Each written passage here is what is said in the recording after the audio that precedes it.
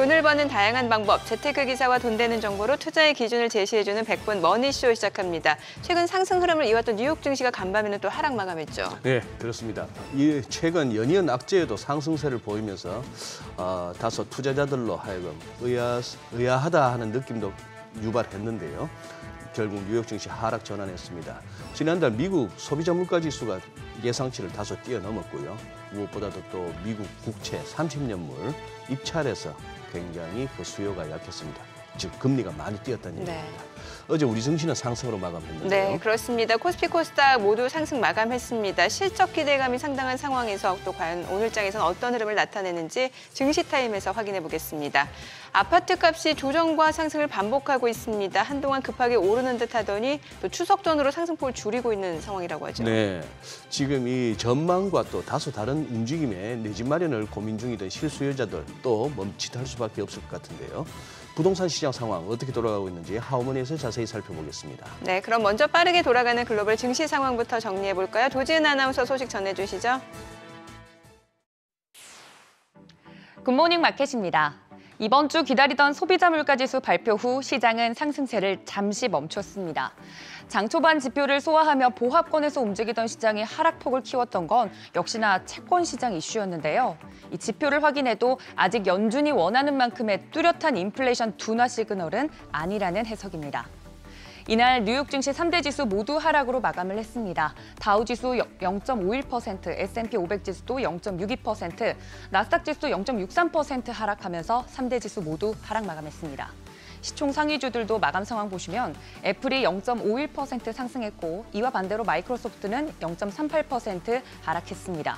엔비디아는 0.30% 상승으로 마감이 됐고요. 6위부터 10위도 살펴보도록 하겠습니다. 메타 같은 경우 1%대 하락폭 보였고요. 테슬라의 하락폭이 좀 깊은데요. 3, 4분기 미 시장 점유율이 급락했다는 소식에 약 1.57% 하락으로 마감을 보였습니다. 종합적으로 S&P 500 지수 내 기술과 에너지 관련주를 제외한 9개 업종이 모두 하락했습니다. 이날 발표된 지난달 미국의 물가 상승률은 월가의 예상을 상회했습니다. 다만 변동성이 큰 에너지와 식료품을 제외한 근원 물가는 예상 수준에 부합했는데요. 올해 9월 소비자 물가 지수가 지난해 같은 달보다 3.7% 올랐습니다. 월스트리트 저널이 집계한 전문가들 예상치인 3.6% 상승보다는 높은 수준이고 지난 8월의 수치인 3.7%와는 동일합니다. 다행히 연준이 주시하고 있는 근원 CPI는 예상치에 부합했는데요. 9월 전월 대비 0.3%, 전년 대비로는 4.1% 각각 올랐습니다. 전월 대비로는 8월과 동일한 오름폭이었지만 전년 대비로 8월에 4.3% 올랐던 데에 비해서는 그 오름폭이 줄었습니다. 전문가 예상치와는 일치하는 결과입니다. 9월 CPI에 가장 크게 기여한 부분은 역시나 주거비였는데요.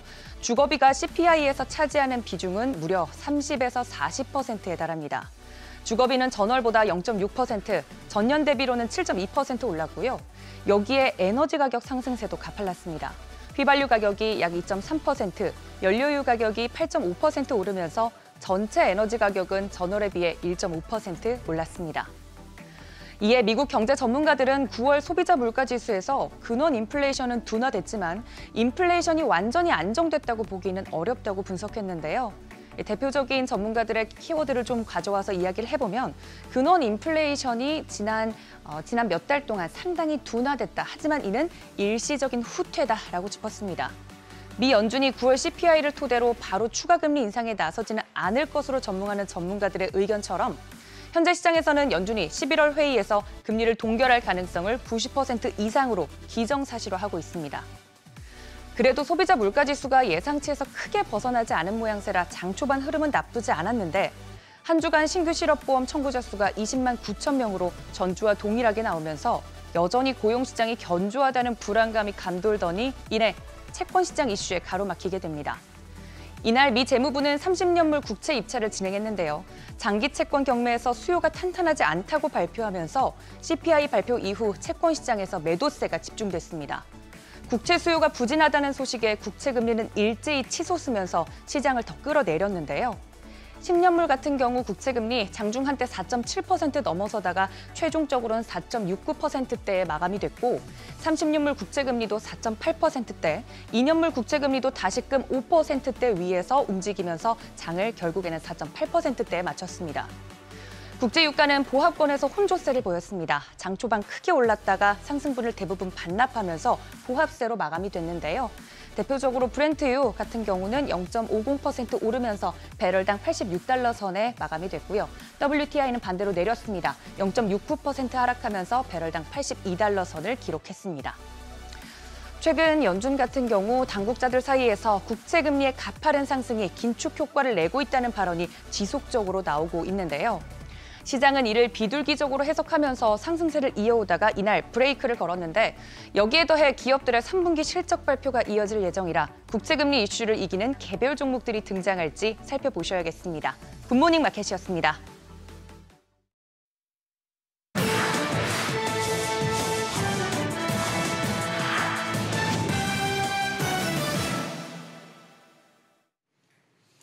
일론 머스크 테슬라 최고 경영자의 X가 이스라엘 전쟁과 관련된 가짜 뉴스를 제대로 관리하지 못한다는 비판이 나오자 회사 수장이 직접 나섰습니다.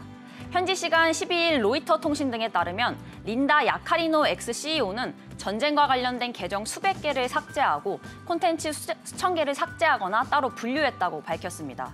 앞서 티에리 브루통 유럽연합 내수시장 담당 집행위원은 이 머스크에게 서한을 보내 하마스가 이스라엘을 상대로 테러 공격을 가한 뒤 귀하의 플랫폼이 EU에서 불법 콘텐츠와 허위 정보를 전파하는 데 사용되고 있다고 전했었죠.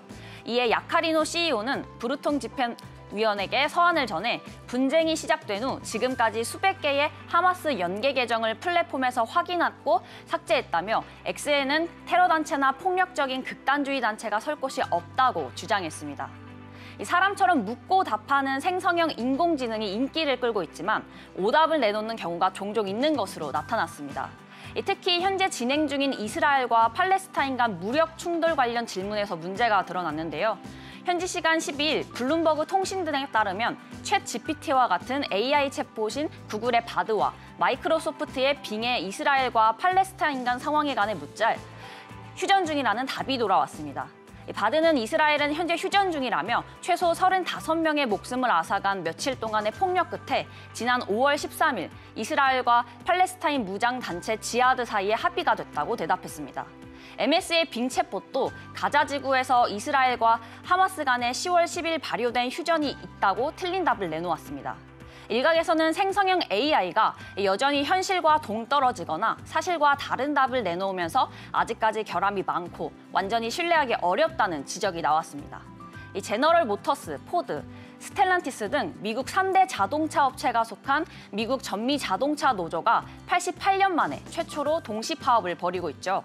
이런 가운데 UAW가 포드 자동차의 최대 생산 공장으로 파업을 확대했습니다.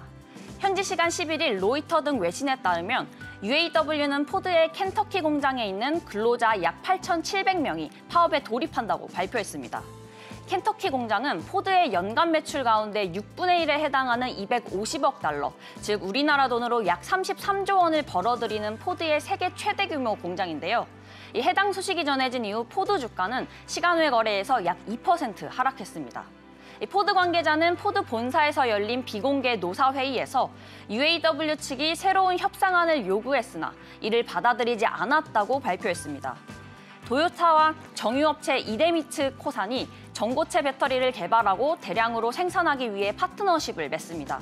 현지 시각 12일 로이터 통신 등에 따르면 양사는 2027년에서 28년까지 차세대 배터리 상용화와 함께 본격적인 양산을 목표로 하기로 했습니다. 이로써 도요타는 전기차 경쟁에서 테슬라와 중국 경쟁 업체들에게서 잃어버린 입지를 되찾고자 하는데요. 도요타는 전고체 배터리의 내구성 문제를 해결할 수 있는 기술적 돌파구를 찾았고 이를 대량 생산할 수 있는 수단을 개발하고 있다고 밝혔습니다.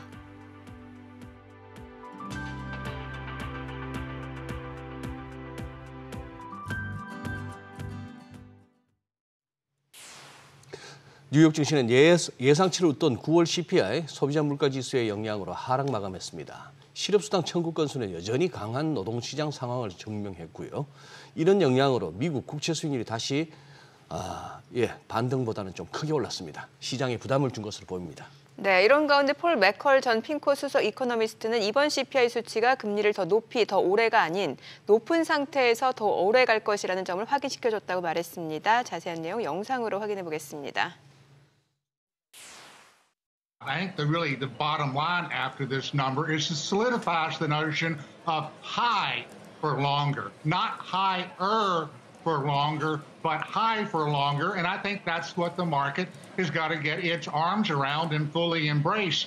And from a starting point of an inverted yield curve, that's not warm and fuzzy for duration risk, and therefore is going to have negative knock-on effects for stocks. Not big time, but the fundamental issue is high for longer.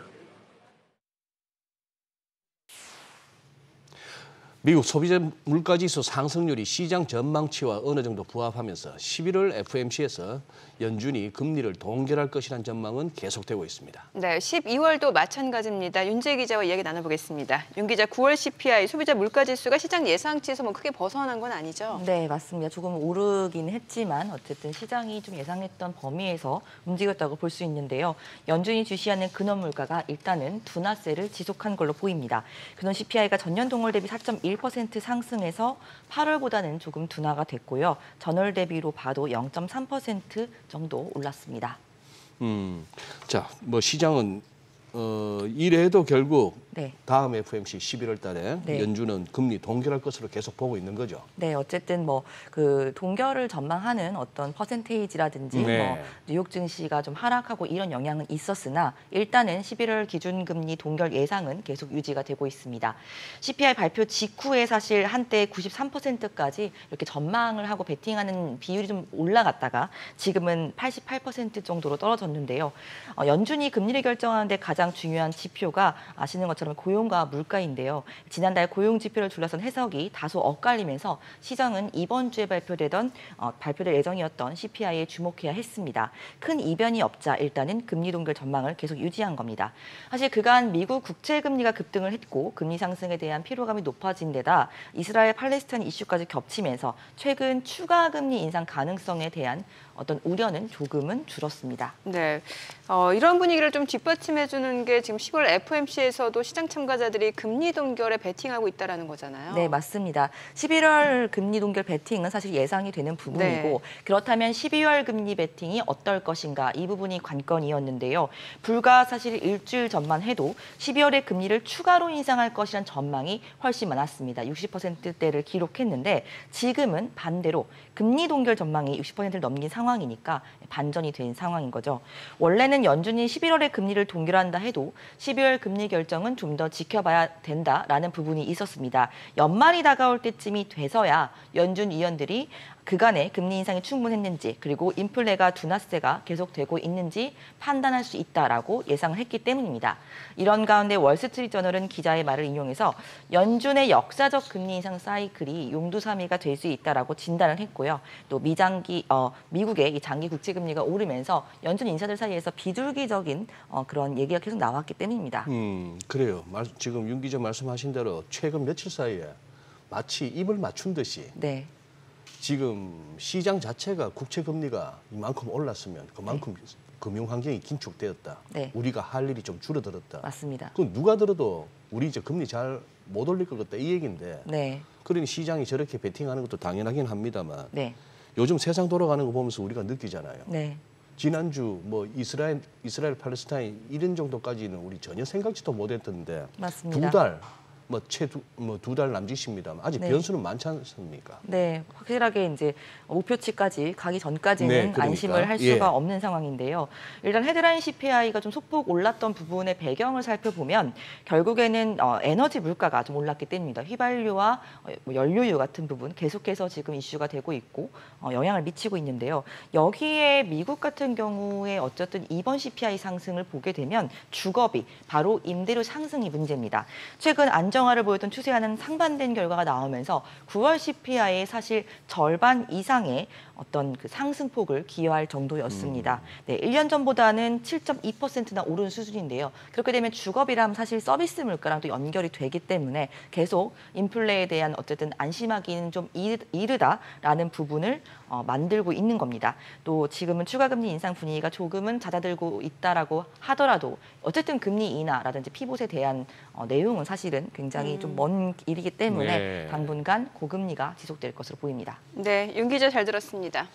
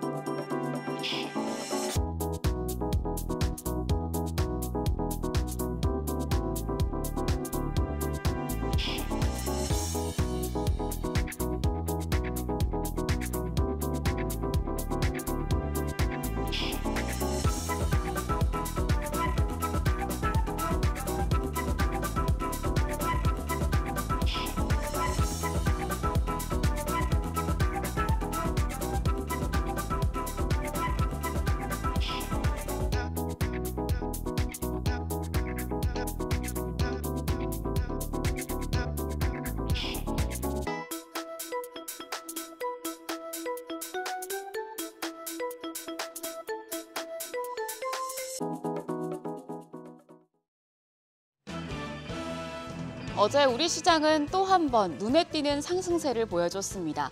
반도체와 2차 전지가 같이 오르면서 지수의 상승을 이끌었는데요. 오랜만에 보는 주도주 쌍끌이 강세였어요.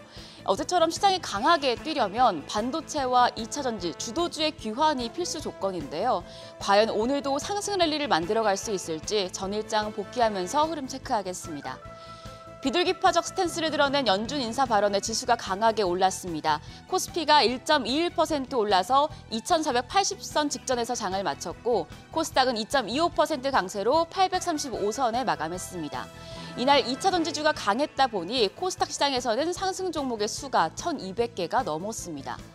이날은 기관이 주도적으로 순매수를 하면서 유가증권 시장 지수를 끌어올렸습니다. 기관 2,626억 원 순매수한 반면에 외국인과 개인은 동반 매도 우위 나타냈는데요. 특히 외국인이 이날까지 14거래일 연속 순매도를 이어갔습니다. 코스닥 시장에서는 개인과 기관이 동반 매수 우위였습니다. 개인이 747억 원, 기관이 243억 원 순매수했고 외국인은 922억 원 매도 우위였습니다. 환율은 소폭 떨어졌습니다. 서울 외환시장에서 달러 대비 원화 환율은 20전 떨어져 1,338원 50전에 거래를 마쳤습니다. 시가총액 상위 종목 마감 상황입니다. 반도체와 2차 전지 상승세가 이어지면서 양시장 시총 상위 종목들은 대체로 흐름이 좋았습니다. 유가증권 시장에서 8개 종목이 상승 마감했는데요. 삼성전자가 1.03% 올라 68,900원에 장을 마쳤고 전날 하락했던 SK하이닉스도 이날은 4% 넘게 오르며 124,200원에 마감했습니다. LG에너지솔루션이 강보합이었고 포스코홀딩스가 2.17%, LG화학이 2.1% 등 2차 전지 종목 강했는데요. 특히 삼성 SDI의 경우에 미국 완성차 업체 스텔란티스와 함께 두 번째 전기차 배터리 합작 공장을 미국 인디애나주 코코모시에 짓는다는 소식에 이날 4.7% 오르며 53만 5천 원에 장을 마쳤습니다. 코스닥 시총 상위 종목 중에는 알테오젠을 제외하고 나머지 9개 종목이 상승 마감했습니다.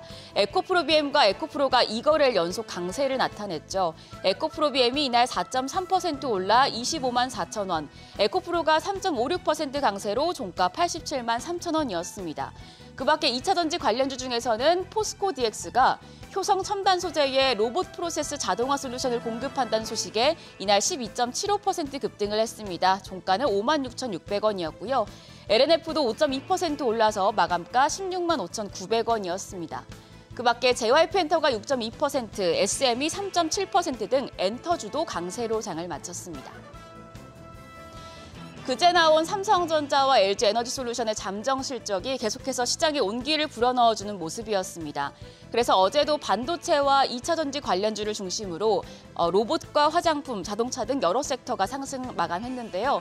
특히 그간 주가가 지지부진하던 2차 전지와 리튬 관련주의 상승률이 굉장히 큰 모습이었죠. 2차 전지 업종의 낙폭 과대에 따라 기관과 개인의 수급이 유입되면서 오랜만에 2차 전지 밸류체인이 전반적으로 들썩였습니다. 특히 하루 전 나온 LG 에너지솔루션 호실적에 더해서 삼성 SDI의 전기차 배터리 합작 공장 부지 결정 소식에 전고체 배터리 관련주를 중심으로 시세가 나왔는데요. 관련주 보시면 사마알미늄이 상한가를 경신했고 TCC 스틸이 16.58%, 세아 메카닉스가 13.57%, 동아기업 13.05% 등 여러 개 종목들이 두 자릿수대 상승률 기록하는 모습이었습니다. 2차 전지 업종에 대해서는 사실 증권가의 전망이 엇갈리고 있습니다. 전기차 배터리 수요 둔화와 수주 발표 지연 등의 이슈가 업종에 부담이 될 수 있기 때문인데요. 이런 가운데 우리가 기대해 볼 수 있는 건 이제 당장 나오는 3분기 실적입니다. 오늘 에코프로 그룹의 실적 발표가 예정돼 있습니다.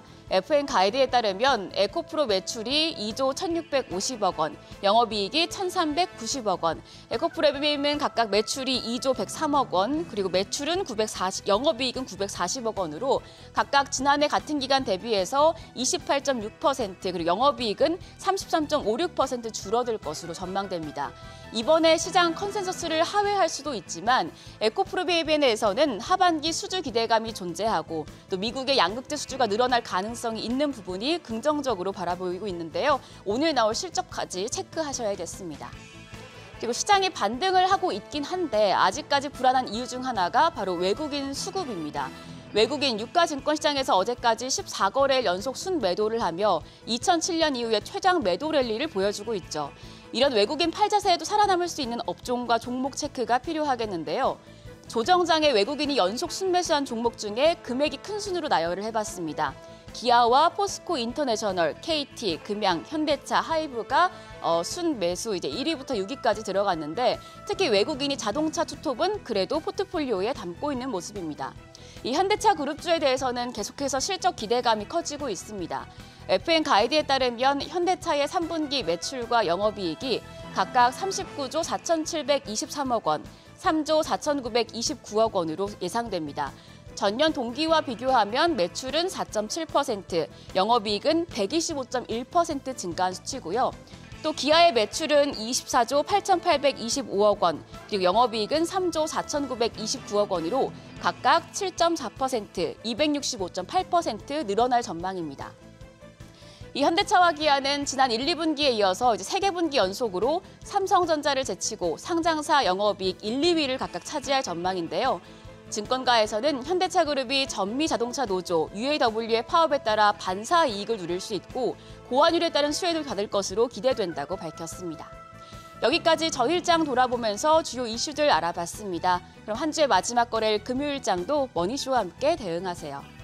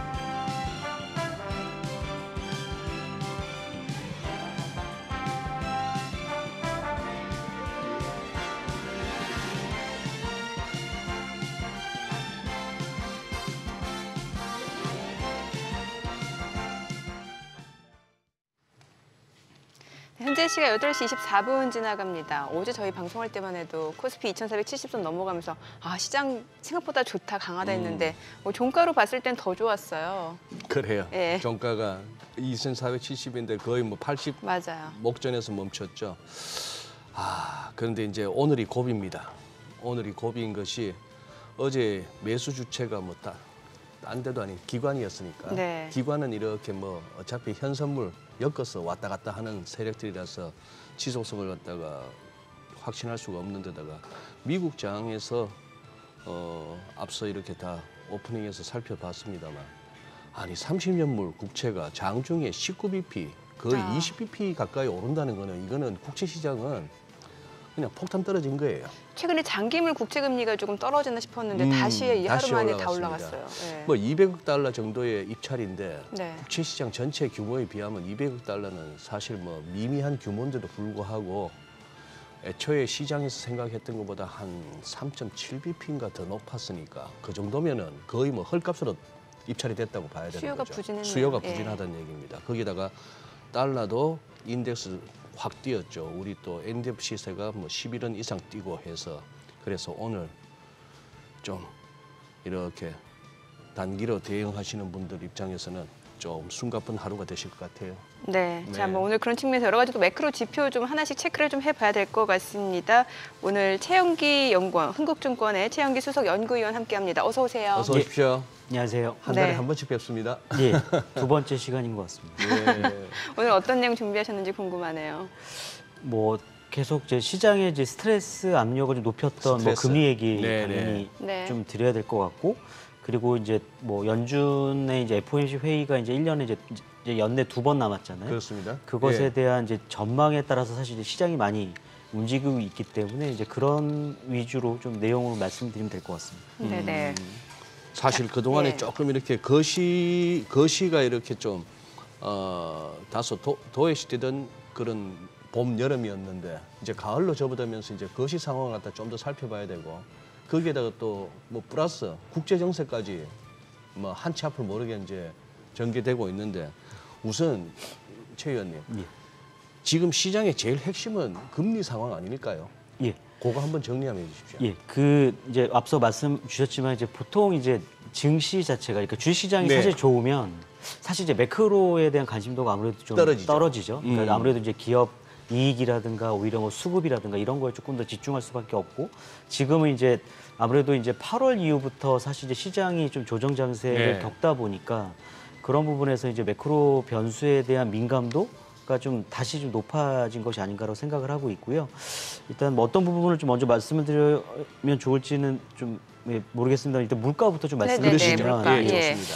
일단은 어제 이제 9월달 물가가 예. 발표가 됐잖아요. 예, 소비자 예. 물가가 발표가 됐는데 시장 예상치를 이제 크게 벗어나지 않았습니다만 이제 헤드라인 기준으로 이제 0.1% 포인트 이제 시장 예상치를 좀 넘다 보니까 그러니까 뭐 그래프 보시면 아시겠지만 이제 그 시장에서는 이제 3.6%로 헤드라인이 유가 상승에도 불구하고 소폭 떨어질 거로 예상을 했습니다만 0.1%포인트 높게 나왔고 다행스러운 부분은 이제 근원 물가 같은 경우는 이제 4.1% 시장 예상치에 네. 부합을 했고 이제 전월보다 0.2%포인트 정도 좀 떨어졌습니다. 그래서 조금 이게 뒤에 말씀드리겠습니다만 지금 최근에 이제 그 발표되는 미국의 경제 지표는 좀 혼란스러운, 그러니까 혼재된 시그널들이 많이 좀 섞여 있기 때문에 이번 물가는 이제 일단 기본적으로 유가가 많이 올라왔고 또 기저효과가 소멸되는 구간이었기 때문에 그런 부분에서 이제 헤드라인 물가 상승은 어느 정도 시장이 예상했던 수준이기 때문에 어제 그렇게 이제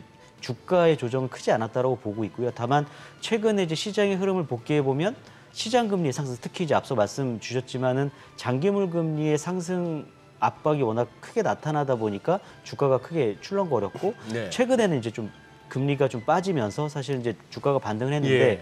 어제 같은 경우는 이제 소비자 물가가 어쨌든 예상치에 크게 벗어나지 않았습니다만 어쨌든 이제 헤드라인 물가 상승으로 인해서 좀 다시 국채 금리가 상승하고 그로 인해서 좀 조정을 받고 있는 것이 아닌가라고 좀 생각을 하고 있습니다. 네. 또 아이러니하게도 이게 장기물 국채 금리가 상승하다 보니까 사실 연준 입장에선 더 고강도로 긴축을 할 필요 없다라는 그런 발언들도 지금 많이 나오고 있는 거잖아요.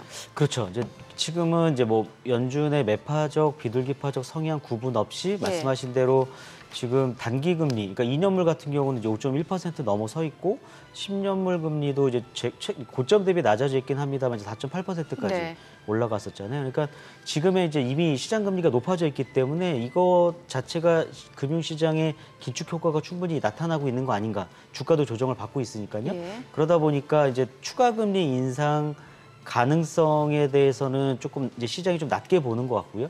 그럼에도 불구하고 그러면 지금의 이미 높은 수준의 금리가 이제 빠르게 낮아질 거냐, 그러니까 즉 이제 연준의 뭐 피벗 정책 전환이 빠르게 이루어질 수 있는가에 대해서는 여전히 이제 물가 상승 압력이 존재해 있고 네. 또 뭐 최근에 유가와 관련된 불확실성 이런 것들이 높다 보니까 시장에서는 지금 수준의 금리가 좀 생각보다 좀 오래 가지 않을까에 대한 우려가 지금은 좀 크지 않은가라고 생각하고 있습니다. 고금리 상태가 더 장기간 유지될 것이다. 그렇죠.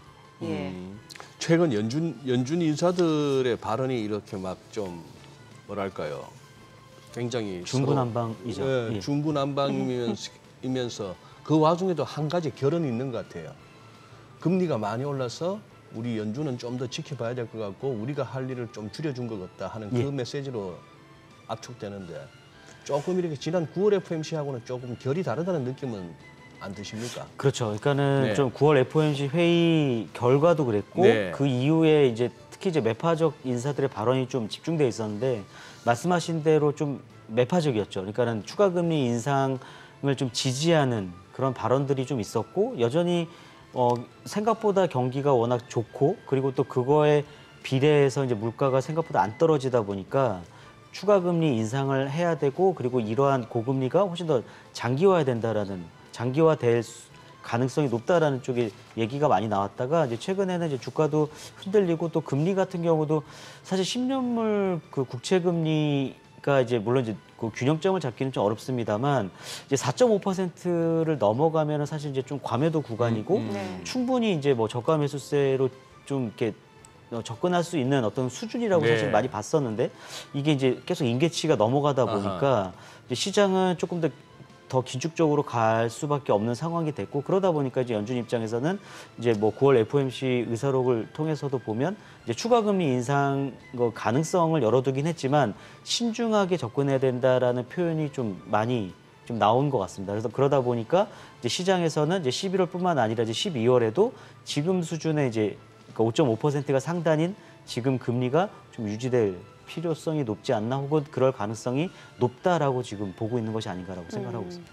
앞으로가 좀 중요할 것 같은데 사실 이제 인플레이션이 그 연준이 기대하는 목표치에 도달을 하려면 이제 주거비 상승세가 좀 둔화돼야 되는데 예. 이번에 보면은 그 쉘터 주거비 상승세 둔화율이 좀 낮았단 말이죠. 그렇죠. 전월비로 이제 0.6%가 나왔고 예. 그게 이제 사실은 한 0.3%, 0.4% 정도로 좀 낮아지지 않겠냐? 왜냐하면 제가 이제 아마 지난 시간에 좀 네네. 말씀을 드린 것 같은데 이제 주택 가격의 상승률 자체가 사실은 지난해 상반기 때 고점을 찍고 계속 내려오기 시작했거든요.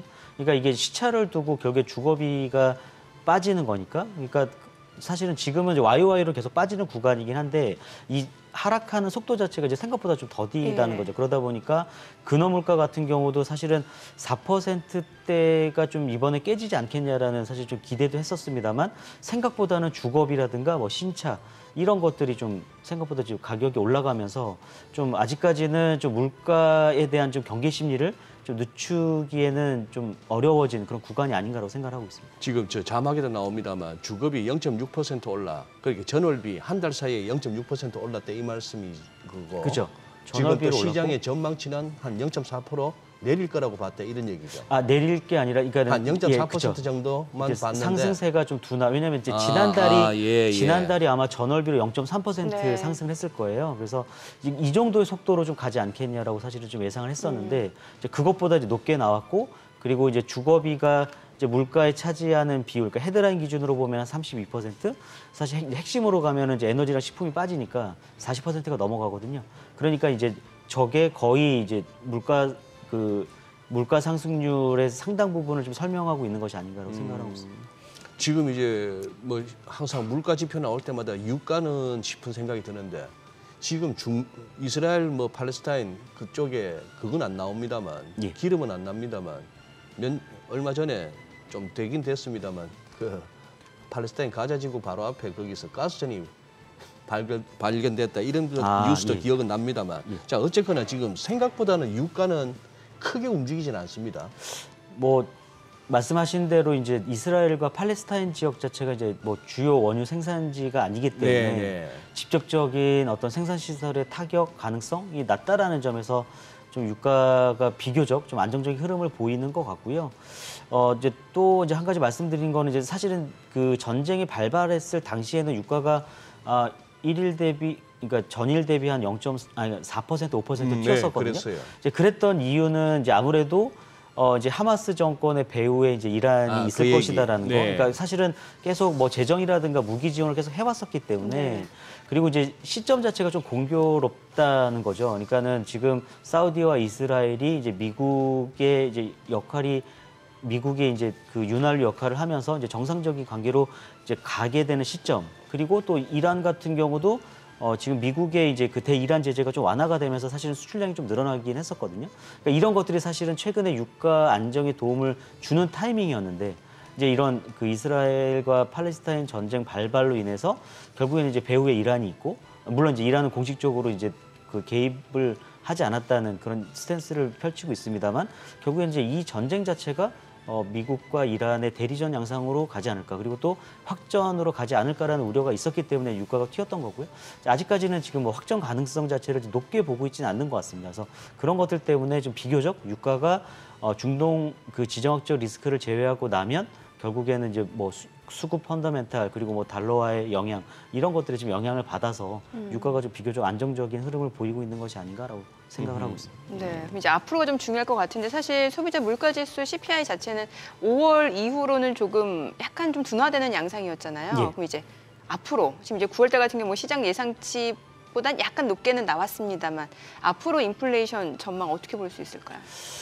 아마 좀 계속적으로 좀 낮아지지 않을까. 낮아질 그러니까 것이다. 예를 들어서 이제 변수라는 게 이제 유가가 이제 배럴당 뭐 $100를 예. 돌파하게 되면 단기적으로 이게 헤드라인 물가로 끌어올리겠습니다만 이 유가 상승을 인해서 이제 시차를 두고 뭐 항공 운임이라든가 이런 일부 서비스 물가에 영향을 주기 때문에 그런 것이죠. 근데 이제 그러한 그 시나리오를 가정하지 않는다고 보면 저는 물가 같은 경우도 최근에 이제 뭐 뒤에 이제 고용 시장도 말씀을 드리겠습니다만 네. 임금 상승률도 둔화되기 시작했고 그리고 이제 기저효과가 다시 좀 높아지는 구간 그러니까 그 3분기보다는 이제 4분기가 이제 기저효과가 다시 좀 저에게 이제 유리해지는 그런 구간이기 때문에 완만한 속도로의 어떤 디스인플레이션은 좀 지속될 가능성이 높다라고 저희는 보고 있고 그런 것들을 기반으로 해서 연준이 11월 내지는 12월에 추가적으로 금리를 인상할 필요성은 낮지 않은가라고 좀 생각은 하고 있습니다. 네. 지금 우리가 미국 얘기만 합니다만 예. 최 의원님 어디 국내도 살펴보시는지 모르겠는데 예. 우리나라 물가하고 고용은 지금 우리 이코노미스트 사이에 어떻게 평가되고 있습니까? 뭐 고용 같은 경우는 사실은 이제 뭐 이렇게 좋다고 보기에는 좀 어려운 상황인 것 같고요. 근데 이제 물가를 좀 먼저 말씀을 드리면 이제 다른 이제 선진국 대비 이제 물가의 레벨 자체 좀 낮은 상황이긴 합니다. 왜냐하면 이제 최근에 이제 그 유가의 영향이 좀 컸었는데 그 유가와 관련된 이제 수입 물가가 떨어지면서 이제 그러니까 생산자 물가와 소비자 물가가 좀 낮아지긴 했습니다만 지금 뭐 지금 경기 단으로 보더라도 사실은 우리나라가 뭐 미국뿐만 아니라 지금 사실 일본 대비해서 사실은 우리나라가 지금 경기 상황이 좋지 않은 상황이거든요. 일본 대비? 그렇죠. 일본 대비해서 사실 성장률 측면에서 보면은 좀 올해만 놓고 보면 좀 낮게 나올 가능성이 높잖아요. 그래서 일본보다. 그렇죠. 그러니까 이제 공급 사이드 측면에서의 인플레이션 압력뿐만 아니라 이제 수요 측면에서의 인플레이션 압력 자체도 낮기 때문에 최근에는 이제 뭐 3% 초반에서 이제 중반까지 올라오긴 했지만 저는 다시 이게 3% 선으로 좀 떨어지지 않을까라고 생각을 하고 있고 다른 나라에 비해서는 좀 물가 상승 압력에 대한 어떤 민감도 내지는 우려 자체는 좀 제한적이지 않나라고 생각을 하고 있습니다.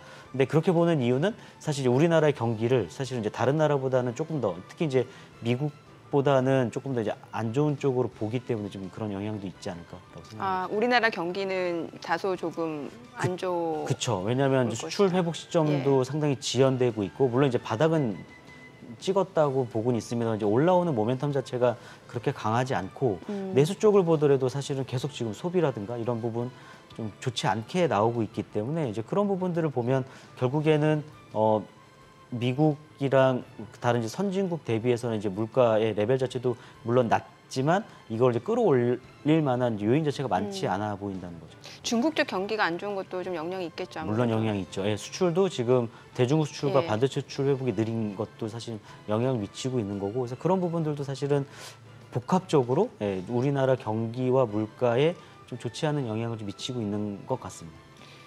저는 사실 이번 9월, 10월 넘어오면서 연휴가 많았잖아요. 네네. 중국은 또 국경절도 우리보다 더 오래 쉬고 그래 이렇게 다니면서 유심히 한번 살펴봤는데 예전보다 좀 중국 관광객들이 좀 늘었을까 싶어서 네. 봤는데 별로 크게 체감되지는 않았어요. 아, 그래요? 예. 어떻게 정민혜 거는 보셨어요? 전 좀 본 것 같아가지고. 아, 예, 그래서 노는 동네가 달라서 그렇구나. 아니, 좀 예전보다 늘었구나 예전보다 이런 생각은 늘긴 했거든요. 늘었구나. 예. 예. 그러니까 뭐 기준이 달라서일 수도 있어요. 중국 관련주 뭐 이렇게 기대도 컸었는데 네. 조금은 뭐 기대에 못 미쳤다는 느낌도 들고 저기 이제 뭐 기업 실적 시즌은 이제 접어들고 있습니다만 어제 우리 뭐 삼성전자도 나오고 했는데 이제 미국도 슬슬 접어들고요. 그 부분도 어떻게 커버하시나요, 최 의원님? 뭐 하우스비로만 말씀을 드리면 하우스비로만. 예, 네. 그래서 3분기 미국 아마 3분기 실적은 아마 전분기보다는 한 2% 3% 정도 약간 감익을 좀 예상을 하고 있는 것 같고요. 물론 이제 국내 이제 3분기 실적 시즌에 대한 기대감은 있긴 하지만 좀 그러니까 계속적으로 아마 컨센서스가 하향 조정돼 왔었기 때문에 이제 그런 부분에서 좀 일부 업종에 한해서 좀 서프라이즈가 나오지 않을까라는 기대감이 좀 있는 것 같습니다. 그래서 좀 3분기 실적 시즌 자체는 이제 시장에 미치는 영향은 좀 중립 이상이지 않을까라고 저희는 생각을 하고 있고 특히나 이제 그 중심에 있는 게 저희는 이제 반도체라든가 그리고 이제 엔터, 그리고 이제 일부 이제 유통업종 이런 것들이 실적 시즌에 이제 상대적으로는 좀 더 퍼포먼스가 좋지 않을까라고 저는 예상을 하고 있습니다. 네.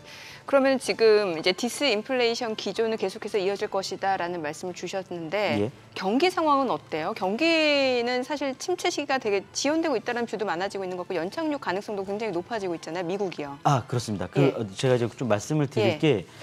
좀 지난 자료긴 합니다만 이제 9월 FOMC 회의에서 이제 내놓은 이제 수정 경제 전망을 통해서 네네. 연준이 어떻게 경기를 바라보는지 예. 좀 설명을 드릴게요. 그러니까 이제 지금의 이제 그 시장 금리의 상승 압력을 높였던 요인이기도 하지만 지금 이제 미국의 이제 GDP 성장률을 먼저 보시면 이게 맨 윗단인데요. 예. 올해 사실은 1%의 성장을 봤던 게 이제 2.1%로 이제 크게 상향 조정을 했고요. 보통은 이제 올해 거를 높이면 내년도 거를 유지를 하거나 소폭 낮추는 게 사실은 좀 원래 정상적인데 이제 사실 올해 거도 올렸고 내년 거도 상향 조정했다라는 얘기는 지금 왼쪽의 수치인 거죠? 빨간색으로. 그렇죠. 예, 예. 지금 체크가 안 되는데 그 빨간 맨 그 위쪽에 예. 맨 GDP 위쪽에. 쪽에 2023년과 2024년을 그러네요. 설명을 드리는 예, 겁니다. 예. 그래서 지금 연준이 상당히 좀 낙관적인 경제 전망을 펼치고 있다라는 거고요. 경기 판단도 사실 상향되고 있죠. 네. 그러니까 계속 지난번에는 이제 모더레이트라는 표현을 썼고, 그러니까 보통의 속도의 확장을 얘기를 했고, 지금은 솔리드라는 표현을 쓰기도 했었고요. 그러니까 일부 뭐 제조업이라든가 뭐 서비스업 지표는 안 좋긴 합니다만 경기의 주축이 되는 고용 시장이라든가 소비가 워낙 견조하게 나오고 있기 때문에 연준이 이러한 판단을 하는 것이고요. 그러니까 시장에서는 이제 올해는 아니다 하더라도 내년에 적어도 상반기에는 뭐 경기 침체까지 아니지만 경기 둔화 가능성을 사실 봐왔던 건데 네. 연준의 지금 실업률 전망 이제 두 번째 단락인데요. 예. 실업률 같은 경우도 올해를 3.8, 내년에 4.1, 내년에 4.1, 그러니까 내후년 4.1을 봤다는 예. 거는 지금 최근에 나온 실업률이 3.7이잖아요. 네. 그럼 사실 이제 거의 올라가지 않는다라는 거예요. 실업률도, 예. 그러니까 고용 시장이 침체가 가려면 사실은 이제 실업률이 단기간에 급등해야지 고용 시장이 침체가 오고 네. 이게 이제 뒤따라서 소비 침체로 네네. 이어지는 건데 그럴 가능성 자체를 보지 않는 거죠. 그러니까 네. 이번에 이제 연준의 전망은 연착륙 이상의 시나리오를 좀 상정한 그런 전망이 아닌가라고 생각을 하고 있고 이러한 전망을 바탕으로 점도표도 이제 올해 거는 유지가 됐고 내년과 내후년도께 예상했던 금리 인하 폭이 지금 50bp씩 줄었거든요. 그러니까 이런 것들이 결국에는 이제 최근에 그 서두에 말씀드린 대로 장기물 금리의 상승 압력 계속 높이는 그런 요인이지 않나 생각을 하고 있고 글쎄요. 그러니까 이렇게 계속 경기가 좋을지 안 좋을지에 대한 갑론을박이 많긴 합니다만 저는 제 개인적으로는 네. 3분기까지의 이제 시장 흐름은 그러니까 경기 흐름은 상당히 좋았습니다만 이게 연준의 어떤 낙관적인 경제 전망을 지지해 줄 만큼 앞으로도 계속 좋을 거냐. 특히 고용 시장과 소비가 계속 좋아질 거냐에 대해서는 저는 좀 약간의 좀 의구심을 좀 갖고 있긴 합니다. 그럴게요. 자, 지금 이제 그러면 지금 우리 최 의원님께서는 하우스뷰가 됐건 개인적으로 어떻게 보시는지 궁금한데, 자, 빌 에크만이 뭐 30년물 5.5% 얘기했고, 지금 또 대다수가 또 10년물 같은 경우 5%는 갈 것 같다 이런 얘기를 하는 사람들이 월가에 나름대로 이렇게 영향력 있는 인플루언서들이 많이 얘기를 하고 있고요. 거기다가 제이미 다이먼 이분은 뭘 봤길래 기준금리 7% 시대에 대비 안 된 것 같다 이런 얘기도 했지 않습니까? 시장이. 자, 이 무서운 얘기들을 하고 있단 말입니다. 지금 여기서 어느 정도 얼만큼 왔다 이 정도 뭐 한 5%에 근접한 미국 국채라면은 저기에 들어올 돈도 많지 않겠느냐 이런 얘기도 있어서 하고 있습니다. 지금 내심 어디까지 보고 계세요, 금리?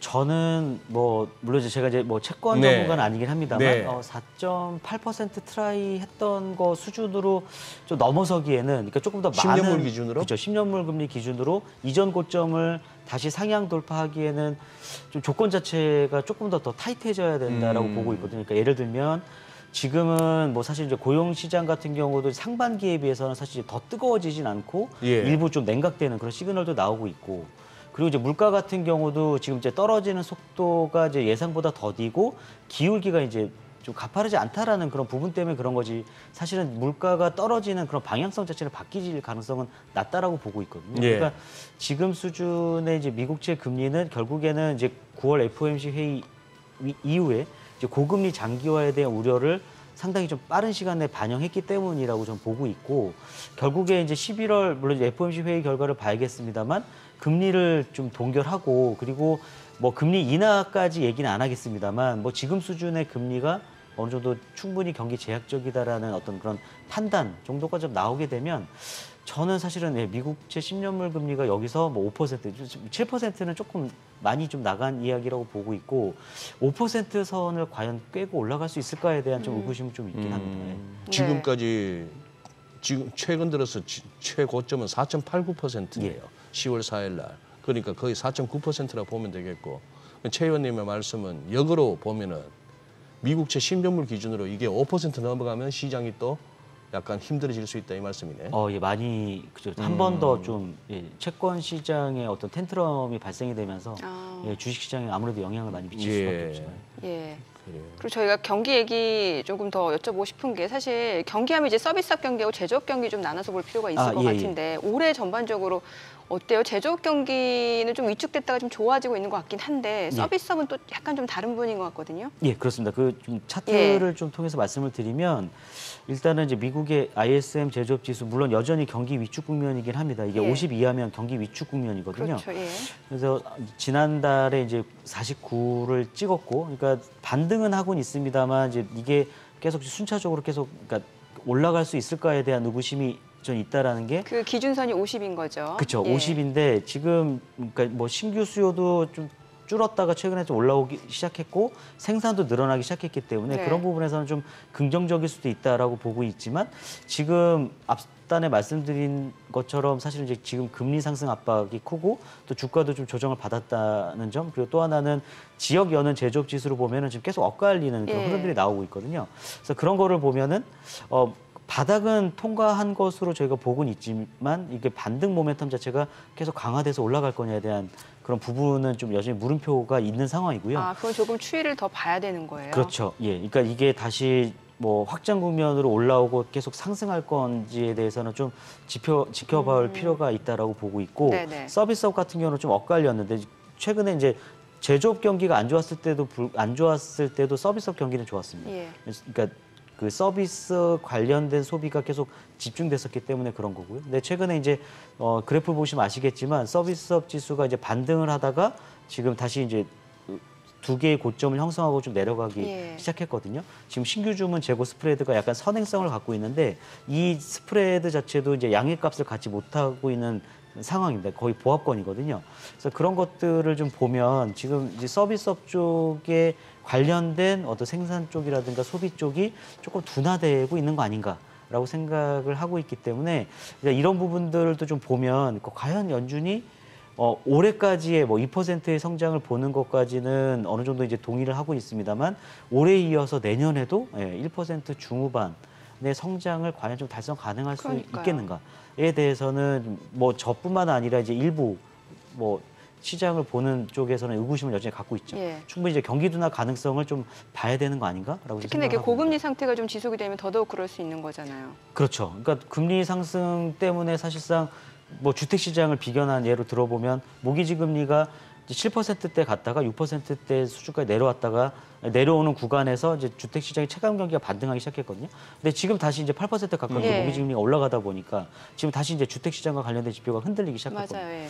그러니까 이제 그런 것들도 보면은 과연 이제 지금의 어떤 고금리가 장기화된다라는 가정 하에서는 경기가 계속 이렇게 견조하게 나오기는 좀 어렵지 않을까라고 생각을 하고 있고 파월 연준 의장도 아마 그런 거를 의식해서인지 통화 정책의 어떤 파급 시차의 어떤 불확실성을 지금 계속 얘기를 하고 있거든요. 그러니까 지금은 가계가 그 초과 저축 그리고 고용 시장의 어떤 탄탄한 그리고 임금 상승 이런 것들을 기반으로 해서 금리가 올라갔음에도 불구하고 소비가 줄지 않았었는데 네. 이제 지금은 금리가 이제 계속 올라오기 시작했고 초과 저축은 소진되고 있고 그리고 이제 10월 들어서는 뭐 학자금 대출도 상환하기 시작해야 되고 이런 부분들 그리고 임금도 이제 더 높아지지 않거든요. 예. 상승률이 둔화되는 시점으로 왔기 때문에 그래서 그런 부분들을 좀 감안하면 지금까지 이어졌던 소비 모멘텀이 계속 유효한가에 둔화될 대해서는 수도 있겠네요. 그렇죠. 저는 좀 둔화될 여지가 충분히 좀 있어 보인다라는 거고 유가 같은 경우도 사실은 이제 90불 넘었을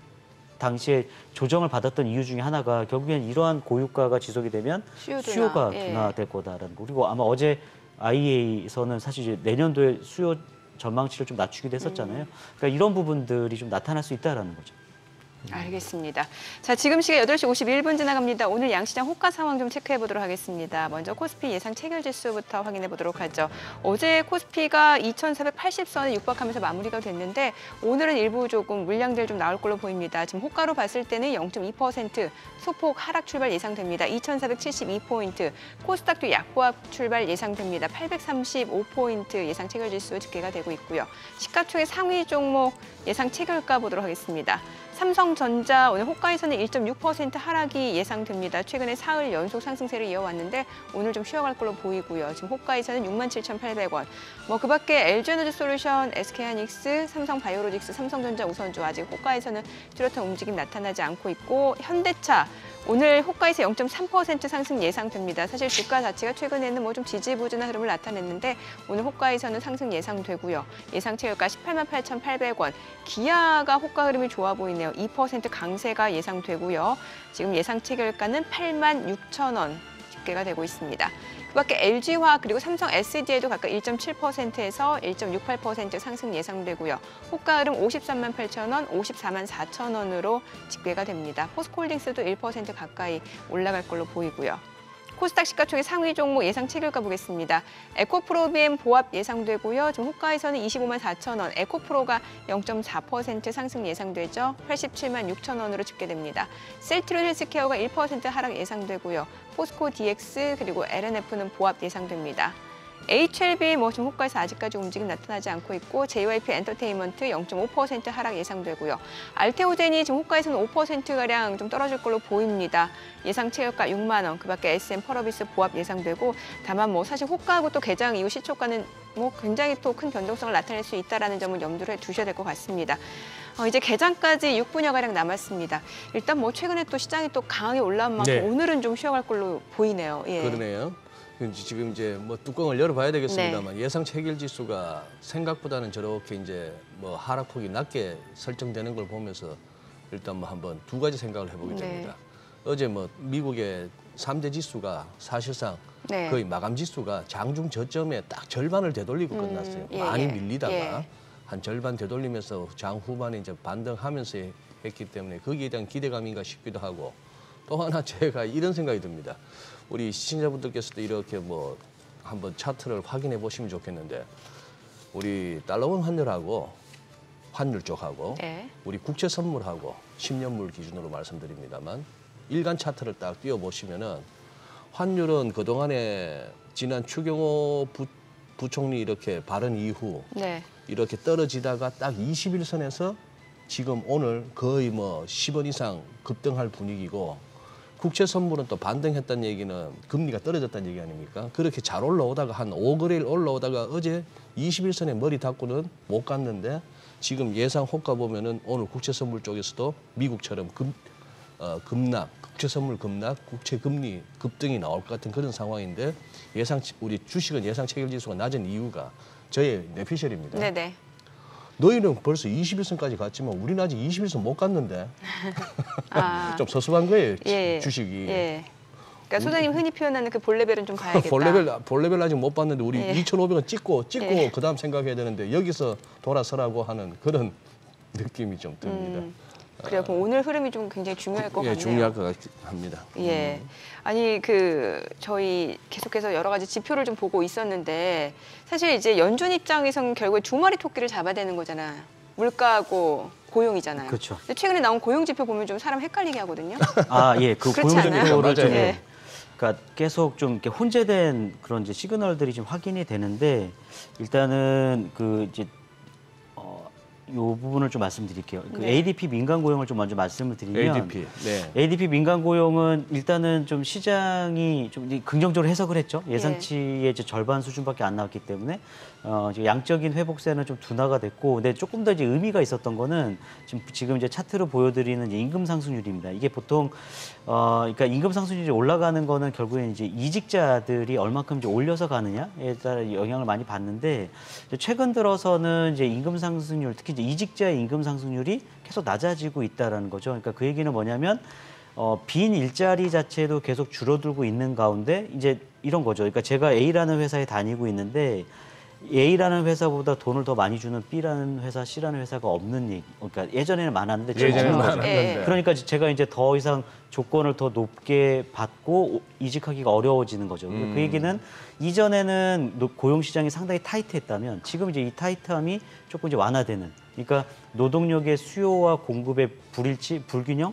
그러니까 특히 이제 수요는 많고 공급은 줄어드는 그런 상황이었다가 지금은 수요는 좀 줄어들고 공급은 좀 늘어나고 있는 이런 구간에서 임금 상승률의 둔화가 나타났다라는 예. 점에서 시장이 좀 이런 부분들을 좀 긍정적으로 좀 해석한 것 같고요.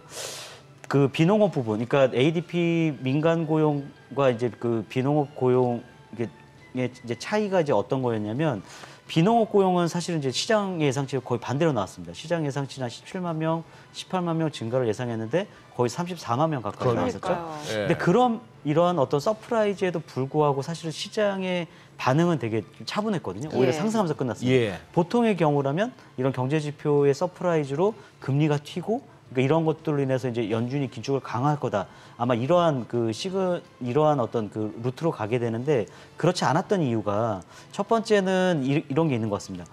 계속적으로 그 고용 보고서가 이제 예를 들어서 해당 월치의 수치가 나오면 직전 2개월치는 수정이 되거든요. 예. 그래프 보시면 아시겠지만 물론 이제 지난번 9월 고용은 그러지 않았습니다만 그 상반기 때, 그러니까 올해 초만 놓고 보면은 계속 1차 때, 2차 때 발표를 보면 계속 하향 조정되고 있거든요. 그러니까 네. 원래 우리가 생각하는 그 수치보다는 좀 고용의 증가폭 자체가 좀 떨어지고 있는 거 아닌가? 그러니까 이거는 작년과는 분명히 좀 다른 그런 그림이 그러네요. 아닌가라고 생각을 하고 있고 두 번째는 그러니까 제가 앞서도 이제 공급 부분을 말씀을 드렸는데 이제 경제활동 참가율이 이제 꾸준하게 이제 더 떨어지진 않고 계속 그 수준을 유지하고 있다라는 겁니다. 물론 코로나19 위기 수준까지 가기에는 여전히 멀지만 경제활동 참가율이 계속 유지되고 있다라는 거 이런 부분을 보면 여전히 이제 일하고자 하는 그런 이제 구직자들이 늘어나고 있다라는 것으로 해석이 되고 있기 때문에 이런 부분들은 오히려 좀 연준이 조금 반길 수 있는 그런 좀 재료가 아닌가라고 생각을 하고 있습니다. 예. 그래서 시간당 뭐 임금 상승률을 보시면 아시겠지만 속도는 좀 더디긴 하지만 계속 이제 하락하는 추세로 지금 접어들고 있는 상황입니다. 그래서 이런 것들도 결국에 이제 시차를 두고 인플레이션 압력을 영향을 미칠 거니까 완화시킬 수 있는 요인이죠. 그렇죠. 완화되는 요인으로 좀 봐야 되지 않나라고 생각을 하고 있습니다. 예. 그러면은 소비는 좀 줄어들 걸로 예상이 되고 있는 상황이고 예. 이 가운데 고용 시장 자체는 좀 연준이 기대하는 수준에 가게 되는 거고 예. 실업률도 지금 어느 정도는 잡히고 있는 상황이고 그렇죠. 실업률이 그러니까 예를 들어서 한 30만 명의 일자리가 증가하는 상황이면 실업률이 사실은 더 많이 떨어졌어야 되는데 네네. 그만큼 덜 빠졌다는 거는 그만큼 이전보다는 경제활동 인구, 일하고자 하는 구직자가 늘어났다는 의미가 참여 인구가 됐다는 얘기이기 때문에 그런 부분도 사실은 긍정적으로 해석되는 부분이 아닌가라고 생각을 하고 있습니다. 이러니까 실업률이 급등하는 것만 아니라면 여기서 완만하게 올라가는 거는 사실 오히려 연준이 좀 바라는 그런 그림이 아닌가라고 생각을 하는 거죠. 그래서 많은 분들이 미국장은 괜찮을 거고 국내 증시는 쉽지 않을 거다라는 얘기가 그래서 나오나 봐요. 그렇죠. 뭐 여러 가지 이유가 있지만 사실 뭐 환율 영향도 있고 사실은 이제 미국 증시는 뭐 달러화가 강세든 약세든 사실은 대부분 올라가는데 우리나라는 네. 달러화 강세, 원달러 환율이 상승하면 외국인 그렇죠. 수급을 기대하기 어렵기 때문에 좀 어려운 상황인 거죠. 예. 그래요, 알겠습니다. 최근 국내 증시가 좀 탄력적으로 올라온 상황이었는데 일단 간밤 뉴욕 증시도 이제 상승 흐름을 멈추고 좀 하락으로 마무리가 됐고 오늘 국내 증시도 일단 주말을 앞둔 금요일이기 때문에 일단 물량 출회가 예상됩니다. 국내 증시로 확인해 보죠. 개장합니다.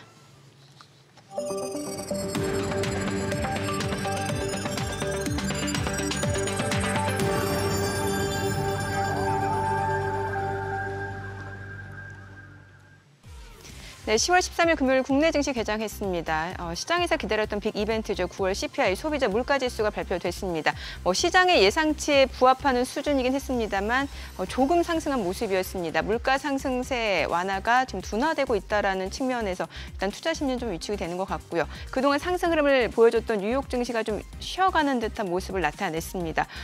다만 이제 뭐 장기물 국채금리라든지 2년물 국채금리도 가파르게 올라섰다는 측면에서 연준 입장에서는 고강도 긴축 행보를 계속하기에는 조금은 글쎄요. 일단 동결에 대한 전망이 좀 더 우세한 상황이고요. 오늘 국내 증시 최근에 또 탄력적으로 올라온 만큼 오늘장에서는 좀 차익 실현 욕구가 좀 커지는 것 같습니다. 코스피가 0.8% 떨어집니다. 2,457포인트.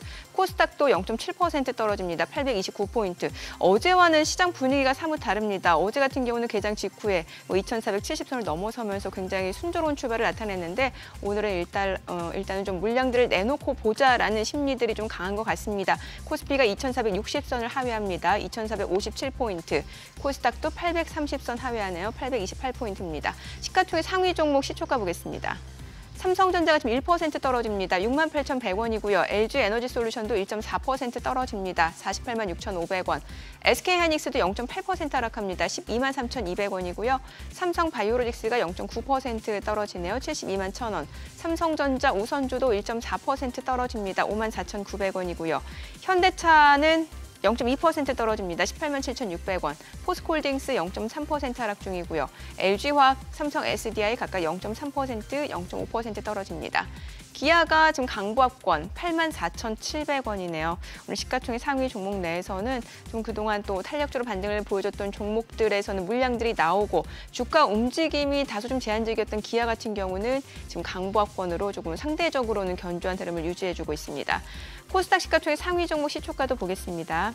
에코프로비엠이 2.9% 떨어집니다. 2.7% 하락입니다. 지금 24만 7천 원이고요. 에코프로도 1.4% 하락 중이죠. 86만 원. 셀트린 헬스케어가 0.3% 올라갑니다. 6만 4,100원이고요.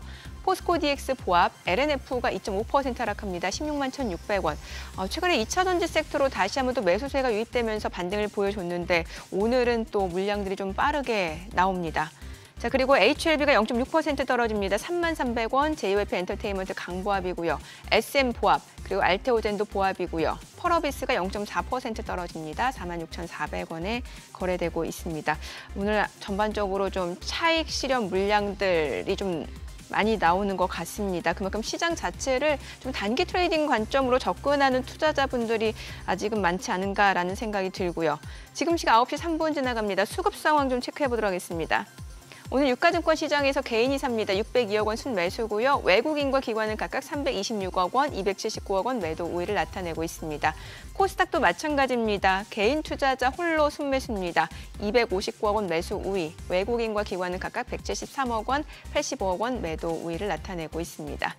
자, 오늘 외환시장 개장 상황 보도록 하겠습니다. 달러 인덱스가 다시 106선까지 올라선 상황인데 오늘 달러원 환율 많이 올라갑니다. 10원 50전 상승한 1,349원에 개장이 됐습니다. 일단은 뭐 환율, 외환시장이 또 빠르게 지금 네. 뭐 9월 CPI 발표 이후 그 영향을 좀 받는 것 같거든요. 그러네요. 예. 지금 뭐 어쨌거나 국제 외환 시장에서 글로벌 달러 시세 반영하면 뭐 저 정도는 올라줘야 되는 거는 네. 맞는 것 같고요. 예.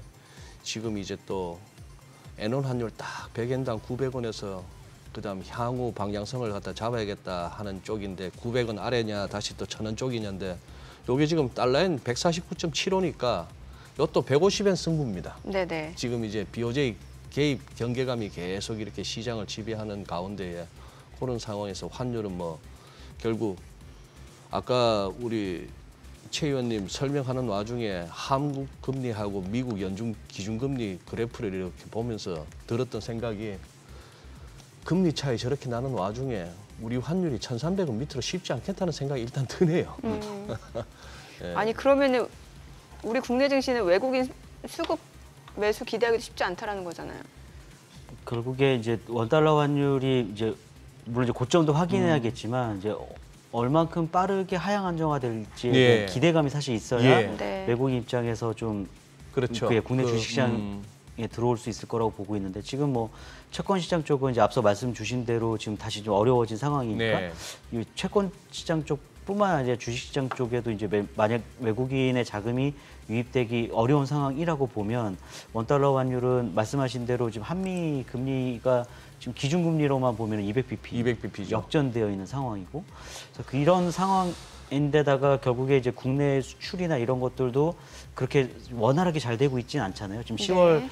뭐 또 10일까지 수출 보면 다시 또 마이너스, 그러니까 무역 수지가 지금 적자 나오고 있는 상황이고, 그래서 이런 것들을 보면 결국에는 달러도 예전만큼 많이 못 벌어들이고 있고 금융시장 쪽으로도 외국인 자금이 많이 못 들어오고 있는 그런 상황이기 때문에 저도 이제 그 센터장님처럼 이제 그 앵커 그 원달러 환율이 1,350원, 그러니까 1,400원까지는 안 간다 하더라도 빠른 시간 내에 뭐 1,300원 근처 혹은 1,300원을 하향 돌파하기는 좀 어렵지 않을까라고 생각을 하고 있습니다. 그 이제 우리 워낙에 통계는 막 빨리빨리 발표해주는 우리나라라서 이제 열흘 간격으로 발표해주다 보니까 10월 들어서도 10일까지 또 무역수지 적자, 뭐 늘 이렇게 초순 중순까지는 적자고, 그렇죠. 이제 하순 가서 이제 좀 줄이거나 흑자로 전환하고 합니다만, 그래도 최근 몇 달 그래도 무역수지 경상수지는 괜찮았지 않습니까? 좋아지는 거 아니에요? 그렇죠. 흑자로 전환되긴 네. 했었죠. 근데 이제 이게 뭐 잘 아시겠지만 이제 수출이 워낙 잘 돼서 이제 무역 수지가 흑자가 났다라기보다는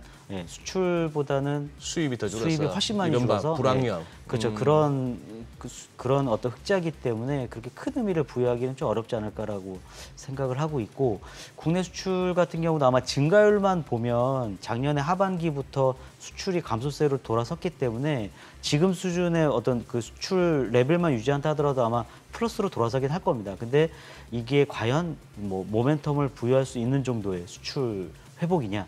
그러니까 전반적인 어떤 그러니까 고른 품목의 어떤 수출 확대가 나와줘야 되는데 아직까지 좀 그런 걸 좀 기대하기는 좀 어려운 상황이 아닌가라고 생각을 하고 있습니다. 저는 아까 미국 경기에서 더 여쭤보고 싶었던 게 사실 앞으로 좀 소비가 둔화될 수 있는 가능성이 있다는 말씀을 주셨거든요. 예. 특히 임금 상승세도 둔화되고 있다라고 하면. 근데 미국 경기 자체는 소비가 차지하는 비중이 굉장히 크잖아요. 그렇죠. 70%. 예, 그러면은 이 미국 소비주도의 성장 자체가 유효한지 의구심이 들 수밖에 없을 것 같은데요. 예, 그 좀 차트를 통해서 설명을 드리면 뭐 이제 컨퍼런스 보드 이제 서베이 네네. 결과인데요. 이게 이제 결국에 소비자들한테 향후 6개월을 봤을 때 내 소득이 늘어날 거냐, 혹은 소득이 줄어들 거냐, 그거의 응답 격차입니다. 최근에 보면 이제 응답 격차가 좀 이제 줄어들기 시작했죠. 이 얘기는 결국에는 이제 소득 증가를 얘기하는 사람보다 소득 감소를 얘기하는 사람이 상대적으로 많아졌다라는 얘기가 될 것 같고요. 그럼 소비보단 저축을 할 것 같은데요. 그렇죠. 근데 지금 당장은 어쨌든 앞서 보여드린 대로 연준이 낙관적인 경제 전망을 펼치고 있기 때문에 지금 당장은 아마 저축을 줄이면서, 그러니까 저축을 올리면서 소비를 줄이진 않을 것 같긴 네네. 합니다. 다만 통상적으로 이제 그 저축률을 유지하는 상황에서는 결국에 지금 같은 소비를 유지하려면 소득이 유지가 되거나 그렇죠. 늘어나야 예, 되잖아요. 예, 예. 근데 이제 뭐 다음 이제 그래프를 보여드리면은 결국에는 이제 미국의 이제 실질 가처분 소득과 실질 임금 그래프를 보면 예. 지금 이게 이제 그래프가 이제 다 이제 계속 올라오는 그런 그림이었다가 끝에 최근에는 꺾이네요. 좀 꺾이기 시작했다라는 거죠. 그래서 여전히 뭐 플러스의 증가율이긴 하나, 그러니까 마이너스로 가진 않고는 있습니다만 어쨌든 계속 이런 그 실질 가처분 소득이 늘어나는 그런 구간은 아니기 때문에 그래서 이런 부분들을 좀 감안하면 좀 소비가 뭐 올해 뭐 연말은 아니다 하더라도 내년 1분기 늦어도 2분기 중에는 어떤 소비 둔화로 인한 어떤 경기 둔화가 나타나지 않을까라고 좀 생각은 하고 있습니다. 참 이것도 해석하기 나름인 게 어디에 초점을 맞추는지에 따라서 이게 꺾이는 거에 초점을 맞춘다라고 하면은 좀 경기 둔화가 올 수 있는 거고 소비가 위축될 수 있는 거고 그래도 여전히 괜찮다라고 보면은 또 나쁘지 않은 거고. 그렇죠. 계속 예. 좀 물에 있는 그러니까 잔을 채우고 있는 그렇죠. 반이나 남아있냐. 네, 항상 뭐 특히 이제 뭐 주식 쪽도 그렇지만 예. 경제 지표도 어떻게 해석하느냐에 따라서 그러니까요. 저희가 어떠한 논리를 가지고 이제 얘기를 하냐에 따라서 당연히 다르게 해석할 수 있는 부분이기 때문에. 또 일각에서는 또 그런 지적도 하고 있습니다. 우리가 미국 증시를 살피면서 너무 지수만 보면서 좀 착시에 빠지는 거 아니냐. 무슨 얘기인가 하면은 워낙 이 시총 큰 빅테크들 주식들이 상대적으로 좋다 보니까 그렇죠. 지수는 좋아요. 예. 그런데 이렇게 보면은 예를 들어 뭐 코카콜라, 나이키 이런 거 차트 한번 보시면은 좀 허무합니다. 네. 그러니 좀 있는 사람들이 좀 더 소비를 해야 되는데 부자들이 나이키도 이렇게 2겹씩 끼어 신고 뭐 콜라 이렇게 팍팍 마시고 또 비만 치료제도 또 이렇게 복용하고 이런 콜라 먹고 비만 치료제 예, 먹고. 그렇게 좀 해줘야 되는데 이게 지금 보면은 우리가 지수에 좀 착시 효과가 있다 하는 부분도 좀 신경을 써야 될 것 같아요. 섹터별로 보면은 그런 빅테크 기술주 성장주 빼고는 뭐 임의 소비재라든지 그렇죠. 뭐 이런 쪽이 필수 소비재 조금 쪽, 이렇게 그렇죠. 좀 약한 건 사실이고. 그렇죠. 은행 쪽 어떻게 보십니까? 괜찮습니까? 주가는 안 좋은데. 은행 쪽은 그래도 최근 들어서는 예, 그죠. 뭐 약간 이제 금리 상승이 어쨌든 은행의 뭐 비우호적인 어떤 상황은 아니었고 그리고 이제 배당과 관련된 예. 그런 기대감이 있었기 때문에 최근에 뭐 은행주는 그렇게 나쁘지 않았다라고 보고 있습니다. 다만 이제 우려되는 것들이 이제 부동산 이제 PF 관련된 어떤 이슈, 리스크 혹은 이제 뭐 연체율이 늘어나고 있다라는 거 이런 부분들이 조금 이제 센티에는 좀 부정적으로 작용할 수는 있을 것 같긴 합니다만 어쨌든 지금의 어떤 뭐 금리 그리고 낮아진다 하더라도 당초 예상했던 것보다는 이제 금리 경로 자체가 좀 높게 설정이 되어 있잖아요. 그래서 이제 그런 부분들을 좀 감안하면 뭐 은행 업종은 약간 뭐 가치주 접근하는 그런 전략 차원에서는 그렇게 나쁜 선택은 아니지 않나. 네, 배당 관련돼서도 계속 좀 기대감이 좀 높은 상황이기 때문에. 오늘 같은 날 국내 저 화면에 나옵니다만 국내 은행이나 보험은 오늘 같은 날 오히려 좋으네요. 예. 그러니까 좀 약간 부채 방어주 수익률 성격으로 올라가면, 봐야 되지 않나. 예, 보험주 흐름 좋더라고요. 그러니까 아까 재미는 없는 섹터죠. 아까 제가 질문했을 때는 우리 국내도 국내지만 미국. 이제 JP 모건이나 뭐 골드만삭스 같은 다우지수에 편입돼 있는 대표적인 은행주들도 조금 이렇게 성장주들에 비해서는 기술주들에 비해서는 좀 이렇게 지지부진해가지고 그런 한번 여쭤봤습니다. 아니 나오셨으니까 여쭤볼게요. 사실 뭐 유가가 뭐 그렇게 지금 중동 지정학적 리스크에 큰 영향을 받는 것 같지는 않습니다. 뭐 산유국이 아니다 보니까 네. 그럴 수도 있고 다만 그 하마스 배후가 뭐 이란이다 이런 얘기가 많이 나오니까 예. 예전에 그 중동 오일 쇼크 때랑 또 비교도 많이 나오잖아요. 아, 그렇죠. 예, 그러니까 그거를 좀 뭐 나오신 김에 또 저희가 좀 체크는 해봐야 될 것 같은데요. 그 이제 과거에 이제 차트를 좀 설명을 예, 예. 드리면 이제 과거에 제가 이제 그 중동 전쟁 위주로만 이제 모아놓은 거고 사실 이때 이제 유가 그래프를 같이 그려놨으면 좀 보기가 편하셨을 텐데, 그러니까 지금은 그러니까 국지전 양상으로 가고 있기 때문에 사실은 앞서 말씀드린 대로 유가가 안정적인 흐름인 거고요. 만약 이제 과거처럼 뭐 이집트라든가 뭐 시리아라든가 이런 그 중동 국가들이 이제 계속 참전을 하고 또 네. 미국과 뭐 서방 국가들이 또 이렇게 참전을 하게 돼서 결국에는 이제 이란에 이제 가장 우려되는 게 결국에는 이제 호르무즈 해협이 봉쇄될 가능성을 사실은 시장에서는 가장 우려하고 있는 것이거든요. 그러니까 이게 세계 공급의 20%를 차지하는 그런 지역이기 때문에 그래서 이제 그런 부분들만 아니라고 보면 저는 사실은 유가가 지금과 같은 어떤 펀더멘탈 그리고 지금의 어떤 달러와 가치, 그러니까 달러와도 사실은 약세로 가야지만 사실은 유가가 상승 압력을 좀 더 받게 되는데 네. 이제 지금 그런 상황도 아니기 때문에 좀 유가가 물론 이제 최근에 불확실성은 여전히 높긴 합니다만 유가가 지금의 어떤 인플레이션 앞으로 나올 인플레이션에 좀 추가적인 상승 압력으로 작용하기에는 좀 크게 그러니까 좀 쉽지는 않아 보인다라고 좀 생각을 하고 있습니다.